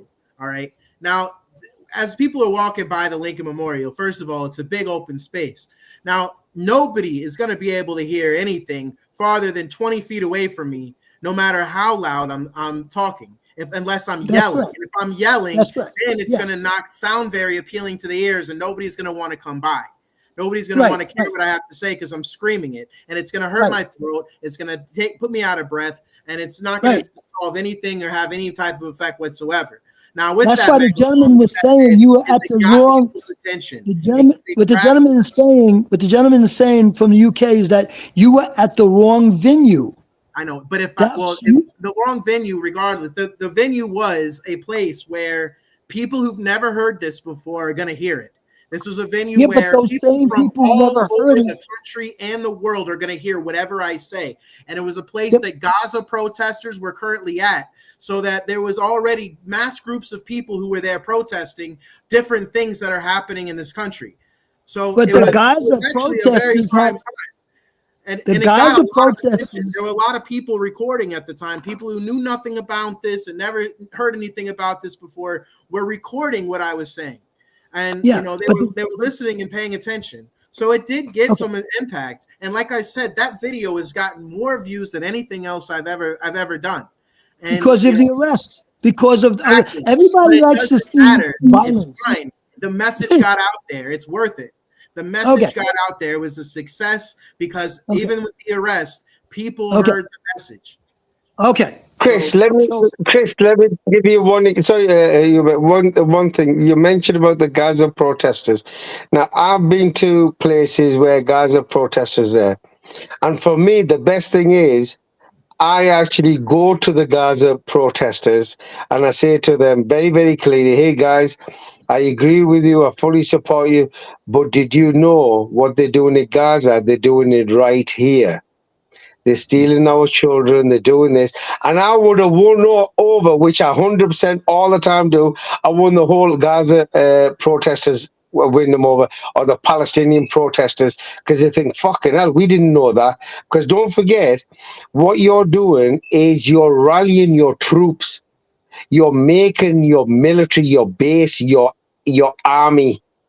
So to make your army, you get the right people on the right venue. So when a venue like that happens, for example, and there is a Gaza protest, just go into them and say, hey guys, I appreciate this is what I said. And literally what you'll find is then they would probably support you. You understand? You wouldn't be standing there alone. So whether there was 50 or 100. So yeah, I mean they were the people who were in the Gaza crowd. There were even some of them who had dealt with this before, and they were yelling out during the arrest. There's other angles of this video, and there's actually some videos that were taken by them that were sent to me. But yeah, they were very supportive. So and they were assisting, and it's understandable because what's happening in this country and what's happening in your country and what's happening in their country, it's genocide. We're all dealing with genocide. They are. Yeah. What's happening in America and what's happening in UK, for example, is because we've been silent about Gaza, about Palestine. They've been doing it for 75 years and they've been getting away with it, and we've been watching it. It was a matter of time before they come here, because who runs Gaza or that area? It's the Zionist. Who owns your lobby now? The Zionist. We got quarter of our lobby over here that's run by the Zionists. So people now understand that to remain silent on Gaza is the reason why they're coming here, because they know that they've indoctrinated us enough, controlling us enough, and programmed enough. And this is why I talk about reprogramming them in a manner that they could understand, drip feed them from the beginning without going into child trafficking and heavy talks. Because when you do heavy things, the police could take that offensive because they could say, oh, what the hell? They don't understand. So I do the same thing with, because they're all humans, don't forget. Doesn't matter about their titles. I bring them down to the ground level. And I really would have been thinking in my mind with your situation, I would have won them police officers over and said, hey guys, you understand what you're saying? I won't use the megaphone, but I'm really, really troubled by certain events that are going on. Hey, I've got some information. I'd like your help. I want to report some crimes. Get him involved, because at that point, as a police officer, it's his duty. He can't walk away. He needs to take your crimes. So then you report that crime to him. And if he takes the crime and he sees the evidence, get the reference number for the crime reference number of him. Then you could take him up with that afterwards as well. So you double barrel with everything. I don't let anybody get away. And that's why I just said earlier on, I literally just stand there very silent with a billboard, CPS, liars, criminal storytellers. Would you like to know more? But I'm prepared for when anybody comes. I could have a rational dialogue with him. Because don't forget, professionals want to be spoken to professionally. They don't want to be screamed at. I understand your passion. But for somebody who's not in this field, who doesn't understand this, the last thing or what he'll probably want to do is avoid a conversation with somebody to him is ranting and raving and screaming and shouting on something that he doesn't get. So I keep it very, very simple. This is just advice. And I'll tell you one thing, I'm going to commend you again on your passion, because you got a great passion. I just love for you to use it in the right way and get it done. And in a lot of ways, I couldn't give a shit about the major cities. Fuck them. Who gives a shit about fucking Washington, D.C., where they are, where the leaders are? Because they don't give a fuck. I'm telling you that. I've been outside the Supreme Court in London, and I parked my van outside the Supreme Court in London. That's on one of my TikToks. And where I parked, I had nearly 5,000 vehicles in traffic jams going past, so they couldn't get away. So I was getting the message over, because what was happening? People were taking videos, people were taking photo shots again and again and again and again. It slowly but surely, the message was coming out. That is literally that was what I wanted to do in DC, but I couldn't get enough people there so that we could rent the cars and make it happen. That was literally what I wanted to do, was go to the Supreme Court and stop traffic. Hold on, Herbert. I know we're getting towards them hours there. And we're supposed to be had done last words by now. Okay, I just want to say one last thing to Chris. Chris, to your defense, the police officer should not have taken your megaphone when you were not using it. I'm going to just give you that to your defense. You stopped using it. You shouldn't have said, "I'm taking your megaphone." Nope. He was wrong for doing that.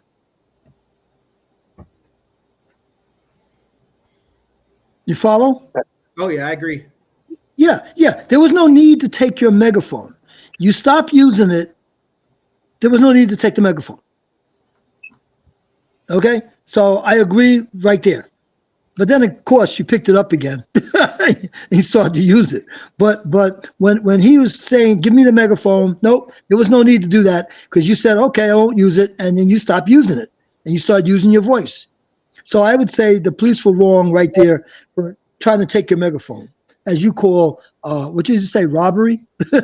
Yeah, armed robbery. Armed robbery. Oh, armed robbery. Yeah. So they should have did an armed robbery. They displayed weapons. Yeah. While they're telling me they're gonna take my property. They shouldn't have done an armed robbery of your megaphone. I'll agree with you on that. Okay, Vinny, go ahead. So it's about that time to do last words, guys. Yeah, dude, we were way past for sure. This is fun. I mean, this was good. This is very educational tonight to learn, what's going on all over, and I think we should pick it back up on this tomorrow night. Yeah, let's just see where it runs us to, man, because it's definitely going to lead us in Well, I'll be on tomorrow night anyway. Actually, Chris, what might be healthy for you, I think I'm on tomorrow night live anyway. Have a look at how I'm dealing with things. And I do a live TikTok with anybody and everybody to ask me questions. Sometimes I get professionals involved. They trying to attack, but it's how to deal with the problems and show them the information, have my posture right. Sometimes the people go off the trolley, shall we say, you know what I mean?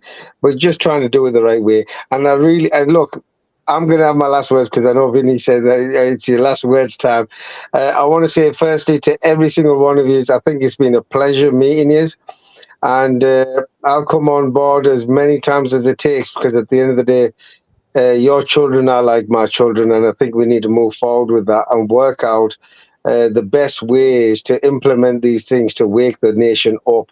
Because once the nation is waked up, then you could use your passion in a better way. But at the beginning, if you do something wrong, something goes wrong with you, who's going to take the fight on? And it sets a bad example as well, because obviously they'll portray it in a bad light, try to make other citations and make allegations. It won't look good. But I want to say thank you very much for Herbert, Chris, Vinny, Darren. It's been a pleasure. Thank you very much for having me on board. Respect to every one of you. Thank you. Absolutely. Likewise. Chris, thank you. What's your last words for tonight? Yeah, last words. First of all, this has been a great show. Thank you so much. I appreciate all you guys and all the work that you do to help the children of the world to try to not have to experience these injustices that we know are occurring. And I appreciate all of your efforts to try and stop this from happening. I hope that we are all successful, and sooner rather than later, in ending these injustices to children worldwide. I also want to say that we can win this, and that this is a war. We can win this war, but it is going to take uniting. We're going to have to stand strong and unite as a people, all of us throughout the world, unite against our tyrannical governments who are in the businesses of human trafficking. I'd like to say I would love to be on the show with you guys tomorrow. Tomorrow, I've got another engagement. I'm going to be working with the American Independent Party and assisting with their campaign for the presidential election. But later on this week, I'll be happy to join you guys. We can. I'll be happy to pick up any of these conversations. And my phone number is right there on the screen. If anybody is interested in becoming in assisting out the nonprofit organization, We the People Advocates out of California, and assisting us in our advocacy efforts, you can reach me at that phone number right there. Just send me a text with your skills and your name and contact information, and I'll try to find a way that you can use your skills to try and help this cause. And then, of course, if you decide that a donation is the best thing that you can do, I imagine that any one of these three organizations right here, if you wanted to donate any of your money or time, I'm sure all of us have ways that you can help out and assisting in this cause of ending our slavery and ending child suffering. So thank you so much for your time, guys. I appreciate you. Herbert, last words? I'm in support of ending child suffering and slavery and all that's going on, and hoping that people get their children back. But my movement, as everybody knows, is to learn how to avoid being a target of CPS. So you have to learn all the things to avoid CPS coming after you.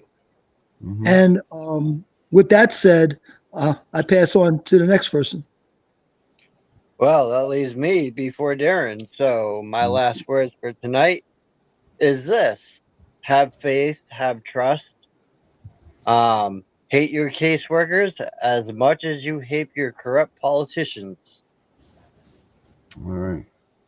Mine is, it's me, right? It goes to me now? Is Durham still on, or is he gone off? Did you go, Randy? I was saying, as I've gone, I was saying, is Durham still with us, or is he gone off? Oh, Durham, yeah, it's you up. Nope, he's gone, but Josie's here, I think. Okay, Durham, Darren, it's you next. Josie, you there? Earth to Josie. Come in, Josie. Josie's out. Company leader to Josie. She's gone. Yeah, I think she went to bed. All right, so now it's to Durham. Durham did it first. Oh, it's me? All right, cool. I'm going to go with don't ever stop this fight, because you never know what could happen. You know, you could be in Schitt's Creek in 1 second, and then the very next, you could have the whole case in your hands. So you never know when you can beat these guys. And if you're dead, you can't really do it. And that's about it, what I have to say. So we're going to take off. I'm the CPS Punisher. Join us back here tomorrow night. Hopefully these guys come back tomorrow night, and we can talk a little bit more. And we'll see you all then. CPS Punisher out of here. Have a good night.